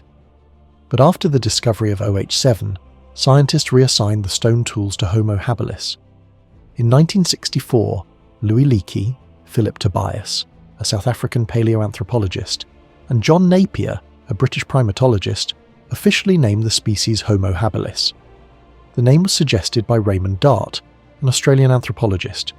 The name means able, handy, or skillful, and it reflected the idea that this hominin had the intelligence to make and use tools. O7 was declared the holotype, or the fossil that officially defines the species. At the time, some scientists didn't agree with calling it Homo because the remains were so old, and many thought the human genus had first evolved in Asia, not Africa. Also, the brain size of Homo habilis was smaller than what Wilfrid Le Gros Clark had imagined for early humans back in 1955. However, as more fossils were discovered, the species gained wider acceptance. In 1983, Philip Tobias proposed a detailed evolutionary model. He suggested that Australopithecus africanus gave rise to both Paranthropus and Homo, and that Homo habilis evolved directly from A. africanus, later becoming Homo erectus, and eventually modern humans. Tobias argued that the jump from Australopithecus to Homo habilis was a major evolutionary step, especially since the brain nearly doubled in size. Many researchers supported Tobias's view and began placing fossil finds from the late Pliocene to early Pleistocene that didn't belong to Paranthropus or Homo erectus into the category of Homo habilis. Because there were few clear features to go by, especially for bones not part of the skull, classification was often based just on size. This led to a very wide range of variation within the species, and two terms came into use: Homo habilis sensu stricto, in the strict sense, and Homo habilis sensu lato, in the broad sense, to distinguish the core members of the species from the more uncertain ones. In 1985, British paleoanthropologist Bernard Wood suggested that a large skull found in 1972 at Lake Turkana, known as KNM ER1470, was different enough to belong to a separate species. This skull is now usually classified as Homo rudolfensis. Some scientists think the difference may simply be due to it being male, while other Homo habilis fossils were female. Some early human fossils from South Africa have also been hard to classify, and have been placed either in Homo habilis or Homo ergaster, a variant of Homo erectus. In 2010, Australian archaeologist Darren Curnow suggested creating a new species altogether, Homo gortongensis, based on South African fossils. In 1986, a very important fossil, O62, was found by American anthropologist Tim D. White. It included parts of a skeleton and skull that were definitely from Homo habilis, giving researchers a better look at the body. Interestingly, it showed more similarities to Australopithecus than to later humans. This led Wood and another scientist, Mark Collard, to suggest in 1999 that Homo habilis should be placed back into Australopithecus. However, later studies suggested that OH62 might actually have had a more human-like build. If that's true, then it strengthens the case for keeping Homo habilis in the human lineage. In the early 2000s, a series of skulls found in Dmanisi, in modern-day Georgia, dated to around 1,800,000 years ago, added even more complexity. These skulls showed a mix of traits seen in different early Homo species, leading some experts to suggest that Homo habilis, Homo rudolfensis, and other early African humans may all belong to a single species, Homo erectus. There is still no clear agreement among scientists about whether Homo habilis was a direct ancestor of Homo ergaster or Homo erectus, or if it was just a side branch of the human family tree. Some experts even question whether all the fossils assigned to Homo habilis actually belong to the same species. It might be a mix of different types of early humans and some Australopithecus species. When scientists looked closely at the shape and structure of the teeth of Homo habilis, they noticed that they looked more like those of Australopithecus than the teeth of later human species. Still, both Homo habilis and another species called Homo rudolfensis are usually accepted as early members of the human genus, sitting near the bottom of our evolutionary family tree. Today, it is widely believed that our genus, Homo, evolved from Australopithecus, but scientists are still debating when and where this important evolutionary change happened. Many different species of Australopithecus have been proposed as possible ancestors. One major clue came from a fossil called LD 350-1, found in the Afar region of Ethiopia. This fossil, which is about 2,800,000 years old, may show that Homo evolved from Australopithecus afarensis around that time. When first discovered, LD 350-1 was classified simply as a member of the Homo group, but later studies found that it had traits shared with both Homo and Australopithecus, and was clearly different from Homo habilis. The oldest known Homo habilis fossil, called AL 6661, is about 2,300,000 years old. Interestingly, this specimen looks more advanced than another fossil, O7, which is younger. This suggests that different types of Homo habilis lived at the same time, some with more primitive features and others with more advanced traits. That would mean Homo habilis as a species may have started evolving even earlier than 2,300,000 years ago. Stone tools found in Shangqian, China, which are around 2,100,000 years old, might show that Homo habilis, or one of its ancestors, had already spread across parts of Asia. The youngest known Homo habilis fossil, OH13, is about 1,650,000 years old. In the past, scientists believed that brain size increased quickly as humans evolved, especially during the shift from one species to another.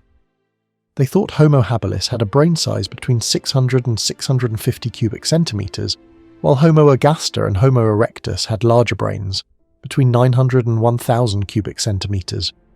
But a study done in the year 2015 showed that the brain sizes of Homo habilis, Homo rudolfensis, and Homo ergaster actually ranged more widely, between 500 and 900 cubic centimeters.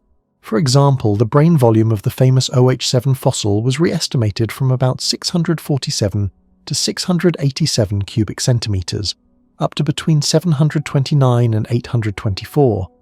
Even so, this still marks a big leap compared to the brain sizes of Australopithecus species, which were generally between 400 and 500 cubic centimeters.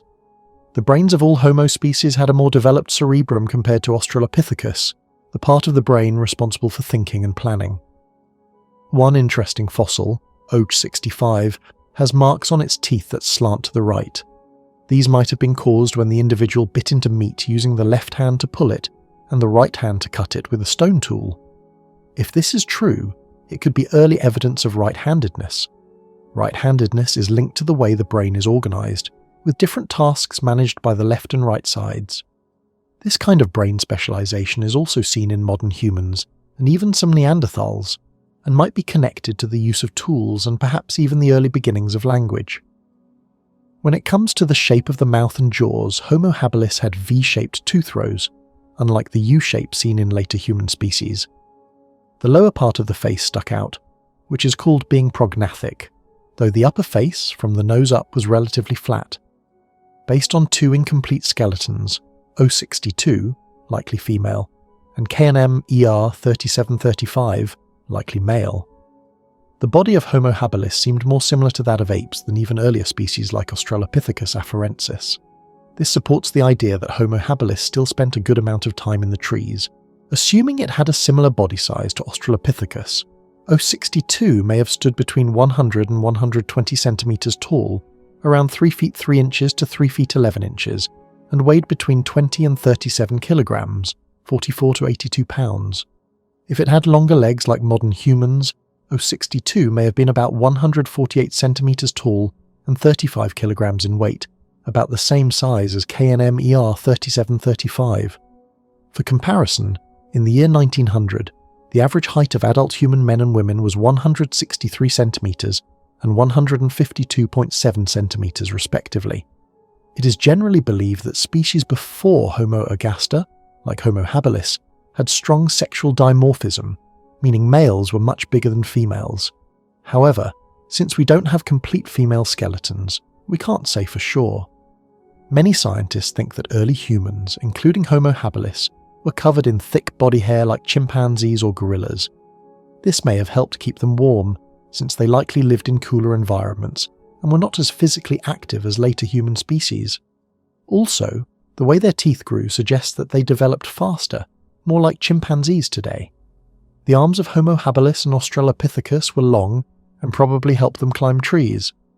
In 2004, scientists Martin Huesler and Henry McHenry argued that the length of the arm and leg bones of OH62 and KNMER 3735 actually fell within the range of modern humans. Still, the arm bones of OH62 were closer in size to those of chimpanzees. O7's hand bones show that it could grip objects precisely, which is useful for both climbing and making tools. The thickness of the bones in OH62 looked more like chimpanzees than modern humans, which might mean it was better suited for tree climbing. The strong fibular bone found in OH30, though it might belong to another species, also looked more like that of apes. The foot bones in fossil OH8 show that Homo habilis could walk well on the ground, better than Australopithecus afarensis. But its feet still had features suited for climbing. The shape of the foot bones helped stabilize the foot while walking or running, possibly allowing some degree of endurance running, a skill thought to have evolved later in Homo ergaster or Homo erectus. It is believed that Homo habilis got most of its meat by scavenging, not by hunting. They may have driven away smaller predators like cheetahs or jackals to steal their kills. Their teeth show signs of wear that suggest they ate a lot of acidic fruit. Studies of the tiny patterns on their teeth suggest they didn't often eat very tough foods. Instead, their diet seems to have been very general. They ate a little bit of everything, including fruits, meat, and possibly even fish, as shown by fish remains found at ancient sites. Scientists think that the increase in meat in the diet of early humans, including Homo habilis, may have helped their brains grow. One theory says meat provided more energy and nutrients, which required smarter thinking to find and compete for. Another idea is that eating meat allowed the digestive system to shrink, freeing up energy to grow the brain instead. Still, another theory is that early humans survived by digging up underground plants like tubers and sharing food among group members, which also helped them form social bonds. However, unlike Homo ergaster, early humans like Homo habilis were probably too short and physically limited to hunt and run long distances. Their long arms suggest they still climbed trees. Still, some scientists argue they had long legs and could walk far while still being able to live in trees. The large front teeth of Homo habilis suggest they used them more than Australopithecus did. Their lower jaws were thick and strong, like those of Australopithecus, and stronger than in modern humans and apes. This helped them chew tough food. Their back teeth also had tall ridges, which show they may have used tools to cut or crush food instead of just chewing it. But even with tool use, they still needed strong jaws, showing that tools hadn't completely replaced the need for powerful chewing. Homo habilis is linked to the Oldowan tool industry, part of the early Stone Age. These stone tools were used for cutting meat, smashing bones, scraping wood, and chopping plants. People who made these tools chose specific rocks and knew how to break them in useful ways. They made tools like choppers, polyhedrons, and discoids. However, these early humans probably didn't have a set plan in mind when making tools. The shapes came from how the rocks broke and what materials were available. For example, Olduvai Gorge had lots of soft quartz and quartzite rocks, so spheroid-shaped tools were common there. In contrast, Kubifora mostly had hard basalt, so tools were shaped differently. Unlike later cultures such as the Acheulean, which required more planning and thinking, Oldowan tools were simpler. They were often thrown away after one use. The Oldowan tool culture was first mentioned in the year 1934, but only became widely accepted in the 1960s. At that time, the oldest Oldowan tools were believed to be 1,800,000 years old and made by Homo habilis. Later discoveries showed that tool use started even earlier. For example, Oldowan tools found at Ledi Geraru and Gona in Ethiopia date back to about 2,600,000 years ago. Even Australopithecus may have made tools, like those found at Lomekwi from about 3,300,000 years ago, and cut marks on bones from around 3,400,000 years ago. Still, the sharp Oldowan tools were a big step forward from earlier stone tools. They allowed early humans to use different types of food and adapt to a changing climate. It is unclear if the Oldowan tools were invented all at once, or if they came from thousands of years of experiments by different early human species. Mary Leakey once suggested that piles of rocks found at Olduvai might have been used to hold up wooden poles, perhaps to build wind shelters or simple huts. Some modern nomadic people build similar structures today, using rocks to support upright branches and covering them with grass or animal skins. These stone piles, which are about 1,750,000 years old, are considered the oldest known traces of human architecture. In the year 2013, deep within the dark and twisting chambers of the Rising Star Cave system in South Africa's Gauteng province, two adventurous cavers named Rick Hunter and Stephen Tucker stumbled upon something astonishing. Hidden far below the Earth's surface in an area known as the Cradle of Humankind, they found bones. Ancient bones that would soon shake the world of science. These remains belonged to a previously unknown human ancestor, later named Homo naledi, meaning starman in the Sotho language. The bones were incredibly old, dating back to between 335,000 and 236,000 years ago, during a period scientists call the Middle Pleistocene. Despite this species being long extinct, the site gave scientists a rare and extraordinary gift: over 1,550 fossil pieces, representing at least 15 individuals of various ages and both sexes. These fossils included parts of skulls, jaws, ribs, teeth, arms, legs, and even tiny inner ear bones. Some bones were even still connected, like skulls with jaws and nearly complete hands and feet. All of this made it one of the richest collections of ancient human bones ever found in Africa. On September 13th, 2013, while exploring the narrow pitch-black tunnels of the Dinaledi chamber, Hunter and Tucker discovered the fossils. They returned on September 24th and took photos, which they showed to Pedro Boshoff and Lee Berger, two well-known paleoanthropologists, on October 1st. Excited by what they saw, Berger quickly organised a unique team of scientists and underground explorers, nicknamed the Underground Astronauts, to begin excavating the cave. The Dinaledi chamber is incredibly hard to reach. It lies 80 metres from the main cave entrance and requires climbing down a 12-metre vertical drop. The main passage is only 25 to 50 centimetres wide, making it a tight squeeze for even the slimmest explorers. Even though some earlier cavers in the early 1990s had entered the chamber and possibly disturbed some bones, most of the cave floor remained untouched until the 2013 expedition. When scientists studied the bones, they were amazed. There were 737 anatomical parts, belonging to adults, teenagers, children, and even infants. This wide range of ages and sexes gave researchers an incredible opportunity to study an entire population of an ancient human species, something that rarely happens in paleoanthropology. The most important fossil, called the holotype and labelled DH1, belonged to a male and included parts of the top of the skull, the upper jaw, and a nearly complete lower jaw. Other important skull parts, called paratypes DH2 to DH5, also helped define the species. Because the fossils were found in the Rising Star Cave, Berger and his team named the new species Homo naledi in 2015.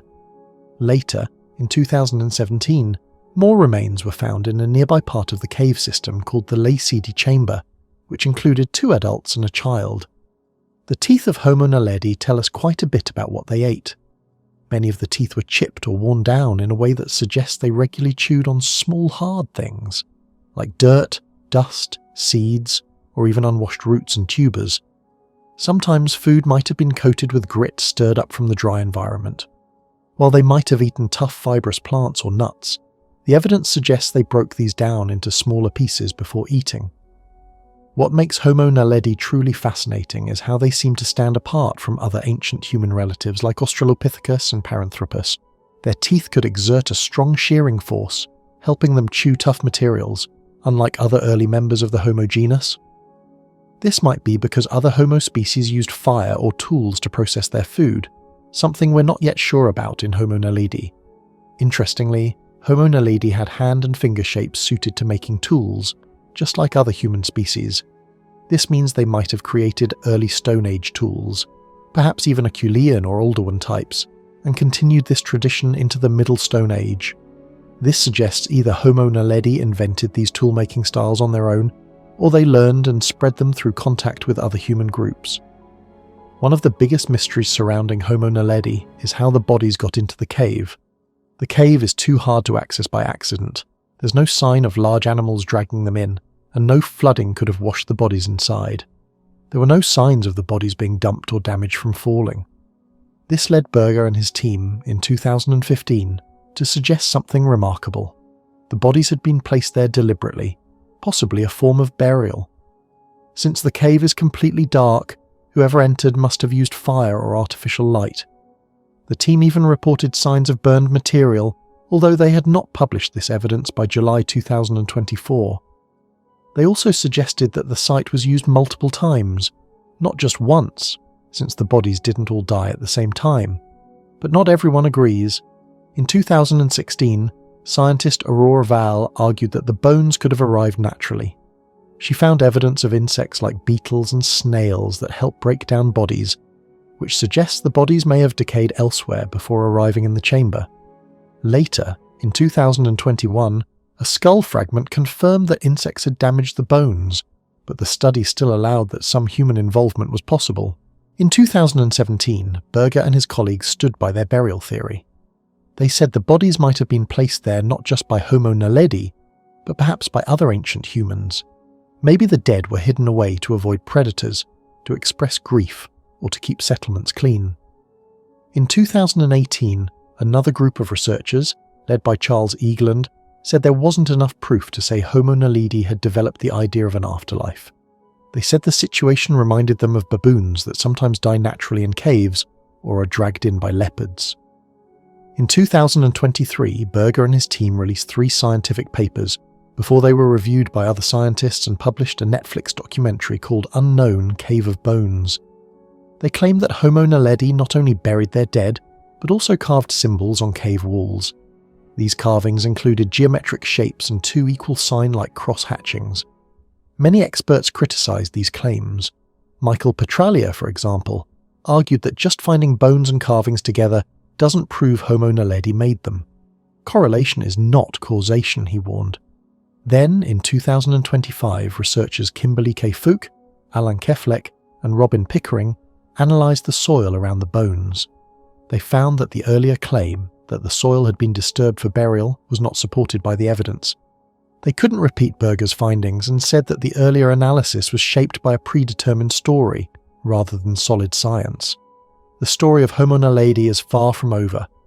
Were they ancient toolmakers? Did they bury their dead? Were they capable of symbolic thought? No one knows for sure. But what is certain is that these small-brained, long-limbed humans from deep within the earth have opened up an exciting and controversial chapter in the story of human evolution.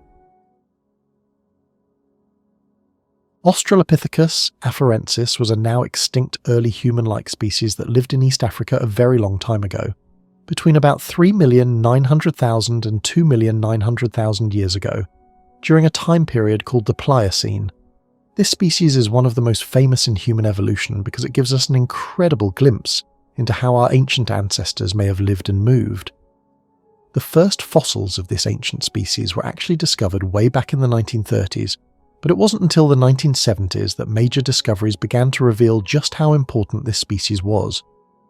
Between 1972 and 1977, a team of scientists known as the International Afar Research Expedition, led by Maurice Tayeb, Donald Johansen, and Yves Coppens, unearthed hundreds of ancient human-like fossils in Hadar, Ethiopia.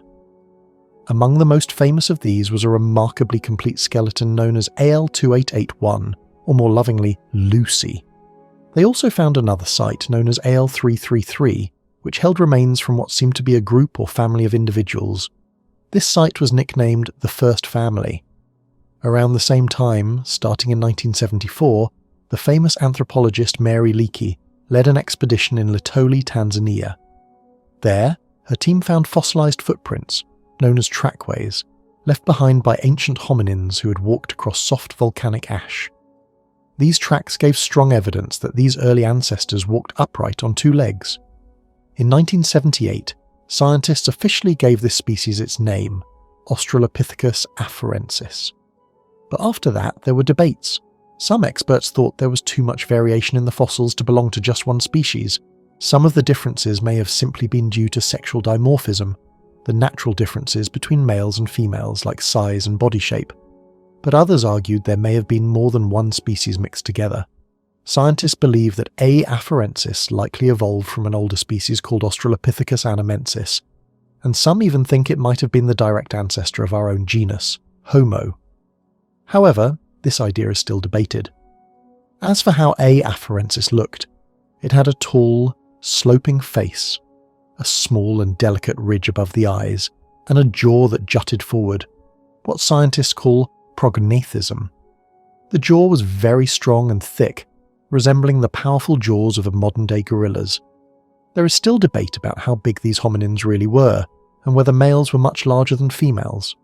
For example, Lucy, who is thought to be a female, stood around 105 centimeters tall, that's about 3 feet and 5 inches, and may have weighed between 25 and 37 kilograms, or about 55 to 82 pounds. She was considered small for her species. In comparison, a male from the same species may have stood as tall as 165 centimeters, or about 5 feet and 5 inches, and weighed around 45 kilograms, or 99 pounds. However, this size difference might not reflect true dimorphism. It could simply be due to the small number of fossils we have and the way they were sampled. The bones of the legs, along with the footprints found at Laetoli, strongly suggest that A. afarensis was capable of walking upright on 2 legs. However, their walking style was not as efficient as that of modern humans, and they were probably not very fast runners. The structure of their arms and shoulders shows similarities to orangutans and gorillas, which has led to 2 different interpretations. Either they still spent some time climbing trees, or those features were just leftovers from even earlier ancestors and didn't serve any useful purpose anymore. When it comes to diet, A. afarensis seems to have been a generalist omnivore, meaning it ate a wide variety of foods. This included plants from both forest environments, known as C3 plants, and open grassland or savanna plants, called C4 and cam plants. These food sources range from soft forest leaves and fruits to tough grass, roots, seeds, underground parts of plants, and even small animals or insects that fed on those plants like termites. This flexibility in diet likely helped them survive in many different environments. They didn't seem to prefer just one type of habitat either. Fossil evidence shows they lived in many different settings, such as open grasslands, woodlands, shrublands, and forests near lakes or rivers. There is also some possible, but still debated, evidence that A. afarensis may have used stone tools. In 2009, in Dakika, Ethiopia, scientists found a piece of rib bone from a hoofed animal about the size of a cow, and a partial leg bone from a young goat-sized animal. Both bones had marks that looked like cuts and crushing, possibly made by sharp stone tools. If this interpretation is correct, it would be the oldest known example of stone tool use, dating back to 3,400,000 years ago. Since A. afarensis is the only known hominin species from that time and place, it would likely have been responsible. However, since these bones were found in sandstone, some scientists argue the marks may have come from natural causes, like sand or gravel rubbing against the bones during fossilization, so the idea remains uncertain. From tooth chemistry analysis, especially studies done on teeth from Hadar and Dakika, we know that different individuals of A. afarensis had different diets depending on where they lived. Those living in forested areas preferred C3 plants, while those in more open or bushy areas ate more C4 and cam plants. Interestingly, very few modern-day primates eat these types of tough savanna plants, showing just how adaptable A. afarensis may have been. Although their teeth were strong and suited for chewing hard, brittle foods, tiny scratches on their molars, known as microwear patterns, show that they didn't usually eat such tough items unless other foods were hard to find. These may have been their fallback foods during difficult times. As for their social lives, we can only guess.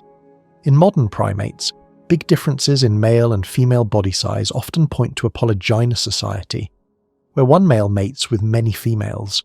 Smaller differences often suggest monogamy, where individuals form more equal pairs. But with early hominins like A. afarensis, it's still very hard to say for sure how they lived together as a group. What we do know is that life back then was dangerous.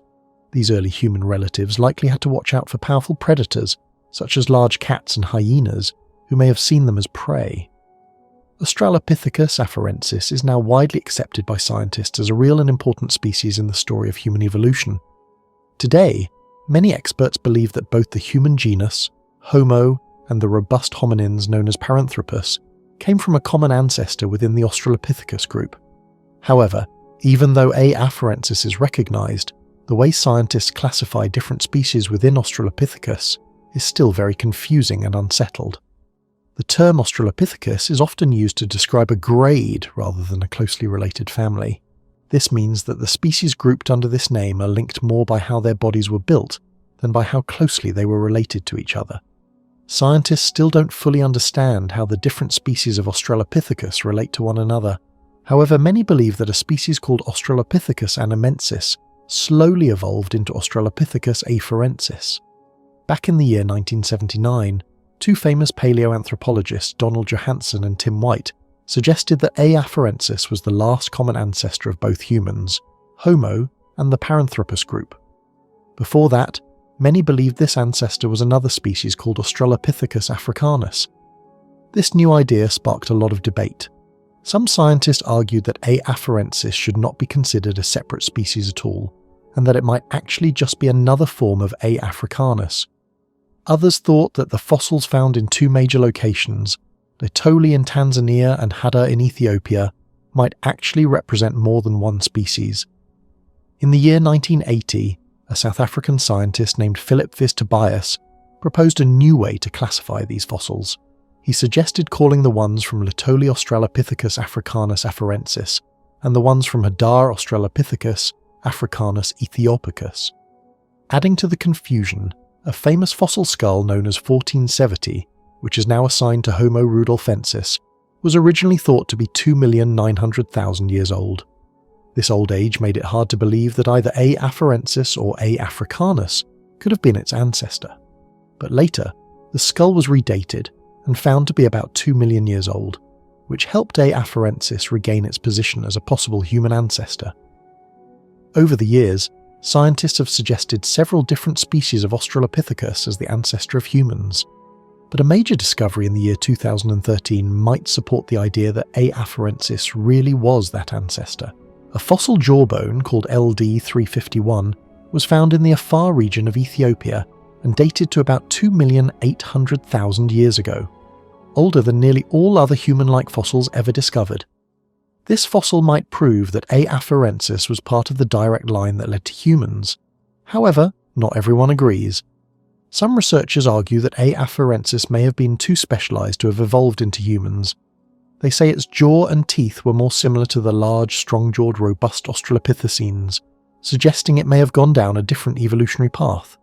Some people have even suggested completely reclassifying A. afarensis.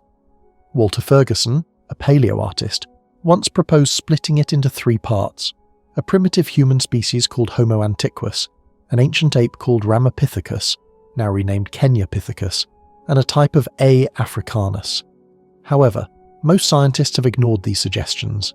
In the year 2003, Spanish writer Camilo José Tella Conde and evolutionary biologist Francisco J. Ayala suggested bringing back the name Paranthropus, a separate genus, to include A. afarensis, along with Sahelanthropus, A. annamensis, A. Barel-Ghazali, and A. Gahi.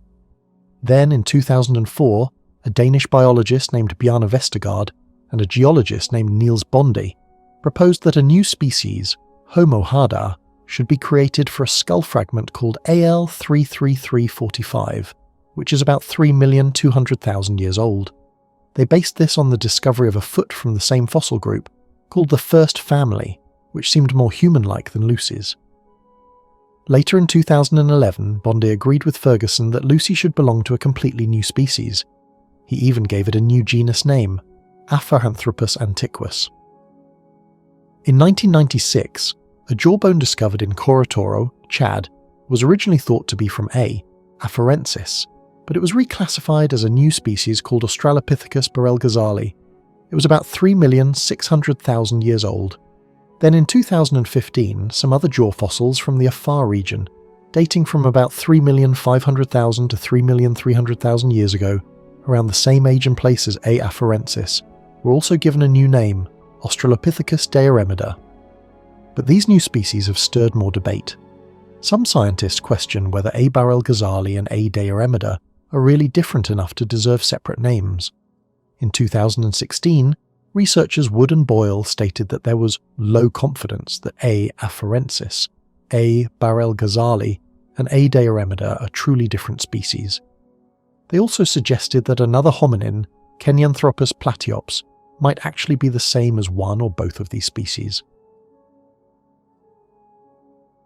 The Cro-Magnons, also called the European Early Modern Humans, EMH, were the first group of Homo sapiens, the same species as modern humans, to make Europe and North Africa their home.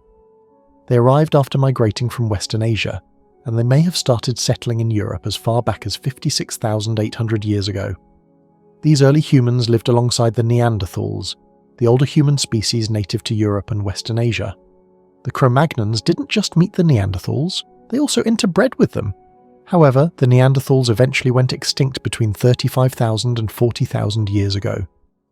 The first wave of modern humans who arrived in Europe during the time known as the initial Upper Paleolithic did not leave any lasting genetic traces in the modern European population. But starting from around 37,000 years ago, a second group of Homo sapiens settled in Europe. This group became the ancestors of all later Cro-Magnons, and from them came the genetic roots of many modern Europeans, West Asians, and even some North Africans. These Cro-Magnons developed rich cultures known from the Upper Paleolithic period. The first major culture they created was the Aurignacian, followed by the Gravettian by around 30,000 years ago. As the climate worsened during the last glacial maximum, when the Ice Age was at its coldest about 21,000 years ago, the Gravettian culture split. In the east it became the Epigravettian, and in the west it evolved into the Solutrean. As Europe began to warm again, the Solutrean transformed into the Magdalenian culture by about 20,000 years ago. People from this culture gradually moved back into parts of Europe that had become uninhabitable due to the extreme cold. Later, both the Magdalenian and Epigravettian cultures gave way to the Mesolithic cultures as the large animals they once hunted started to die out, and the Ice Age ended. Physically, Cro-Magnons were generally stronger and more solidly built than most people living today. They had larger brains, broader faces, strong brow ridges, and big teeth. The earliest Cro-Magnon remains show a few features that resembled those of Neanderthals. The first Cro-Magnons likely had darker skin than many present-day Europeans, West Asians, or North Africans. Evolution toward lighter skin probably did not begin until around 30,000 years ago. Before the worst of the Ice Age, Cro-Magnons lived in small groups with low population density. They were quite tall, similar in height to people today, and they were excellent hunters who followed large game animals across long distances. Their trading network stretched across distances of up to 900 kilometers. Compared to Neanderthals, Cro-Magnons had much larger populations, likely because they had more children. Still, both groups usually had lifespans of less than 40 years. After the last glacial maximum, as the climate warmed and population density increased, people began travelling less often but covering longer distances when they did. Because big animals became scarce, Cro-Magnons started eating a wider variety of smaller animals and fish. This shift is known as the broad spectrum revolution. They also developed ways to trap or herd animals so they could kill many at once. Their hunting tools included spears, spear throwers, harpoons, and perhaps throwing sticks and even early domesticated dogs. They likely built temporary shelters while on the move, and the people of the Gravettian culture are known for building large huts from mammoth bones on the East European plain. Cro-Magnons are perhaps most famous for their art. They created detailed cave paintings, carved small statues known as Venus figurines, made animal sculptures, and designed geometric symbols.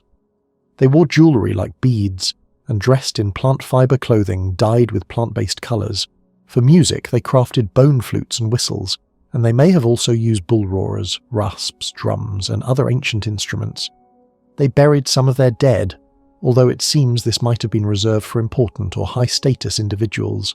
Artifacts and fossils from the Stone Age had been known for many decades before people understood what they were. In the early 19th century, when most scientists still believed in a literal interpretation of the Bible, these remains were often explained as coming from people who had lived just before a great biblical flood. For example, the famous skeleton known as the Red Lady of Paviland, found in South Wales and actually a young man, was discovered in the year 1822 by Reverend William Buckland. He thought the individual had lived during Roman times. Because the skeleton was buried with jewellery, like ivory rods, shell decorations and a wolf-bone skewer, Buckland assumed it was a woman, and even joked that the jewellery might be linked to witchcraft. At the time, a new scientific idea called uniformitarianism was gaining support, especially through the work of Charles Lyell. This theory argued that Earth's geological features developed over a very long time, not just a few thousand years, challenging biblical interpretations.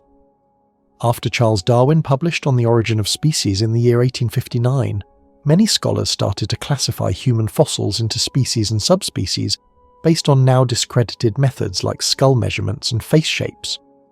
These ideas were based on racial stereotypes and continued well into the 20th century. The roots of this go back to the work of Carl Linnaeus, who in the year 1735 created the classification system for living things. He classified humans as Homo sapiens but added subspecies based on racist ideas.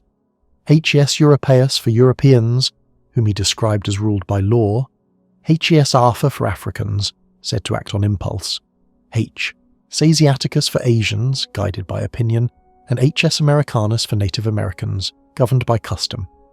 These racial ideas were applied to ancient humans like the Neanderthals and Cro-Magnons. In the year 1869, Edouard Lartet proposed that Cro-Magnons be labelled HS fossilis. Other names were suggested for different fossils found in Europe, such as H. pre-Ethiopicus for a skull thought to resemble African features, H. predmosti or H. predmostensis for fossils from Czechia, and H. grimaldensis for bones found near Monaco. Some of these supposed species were named based on appearance alone, often influenced by racial thinking. The belief that people with certain physical traits, such as a prominent brow ridge, were more primitive led some scientists to claim that Neanderthals and even Aboriginal Australians were inferior. Cro-Magnons were sometimes said to be ancestors of specific European races. In the early 20th century, racial theorists like Joseph Denneker and William Z. Ripley described them as tall, intelligent and superior Proto-Aryans from Northern Europe. These ideas later influenced Nordicism and Pan-Germanism, theories that were used by the Nazis to justify conquest and white supremacy. Tall Cro-Magnon skeletons found in France, such as those from Paviland and Grimaldi, were linked to the so-called Nordic race. Shorter ones like Combe-Capelle and Chancelade were associated with the so-called Mediterranean race, or even thought to resemble Arctic peoples. The Venus figurines, statues of pregnant women with thick thighs and large breasts, were interpreted by some as evidence of African ancestry in Europe, based on the idea that they resembled women from the San people of southern Africa. Some even compared their hairstyles to those seen in ancient Egyptian art. By the 1940s, the positivist movement, which sought to eliminate bias from science, had grown stronger. Because of its links to Nazi ideology, raciology was eventually abandoned. Although modern humans may have ventured outside Africa in isolated cases as early as 250,000 years ago, the ancestors of today's non-African populations all come from a large migration that happened between 55,000 and 65,000 years ago. This wave of migration is linked to a group of people from East Africa, identified by a DNA type called mitochondrial haplogroup L3. Studies of mitochondrial DNA suggest that Cro-Magnons are closely related to East Asian humans from the Upper Paleolithic period, and they may have split off from a shared ancestor around 50,000 years ago. In the year 2014, genetic studies of one of the earliest known Cro-Magnons, Kostenki 14, who lived around 37,000 years ago, found that his DNA included 3 main lineages, also found in modern Europeans. One lineage was shared by all later Cro-Magnons, another came from a very ancient Eurasian group, and the third was connected to a child from the Malta-Buret culture in Siberia, who lived about 24,000 years ago. However, a later study in the year 2016 looked at even older European remains, including Ust-Ishim and OS1 from around 45,000 years ago. That study did not find signs of either the ancient Eurasian or the Malta-Buret ancestry. Instead, it concluded that much of the genetic diversity in modern Europeans came from later mixing with people from the Near East and Siberia, especially during the Neolithic and Bronze Age, though this began by about 14,000 years ago. All Cro-Magnons from and after Kostenki 14 were found to have contributed to the gene pool of present-day Europeans, and were more closely related to them than to modern East Asians. Earlier Cro-Magnons, however, didn't seem to be direct ancestors of any current population. Each individual had different genetic backgrounds and didn't form a single unified group. The study also found that, beginning about 37,000 years ago, Cro-Magnons came from a single founding population that was isolated from the rest of the world. Interestingly, an individual from the Oronation period found in Belgium had more in common genetically with people from the Magdalenian culture in Spain than with other people living in Eastern Europe at the same time, showing just how complex and interconnected these ancient populations were.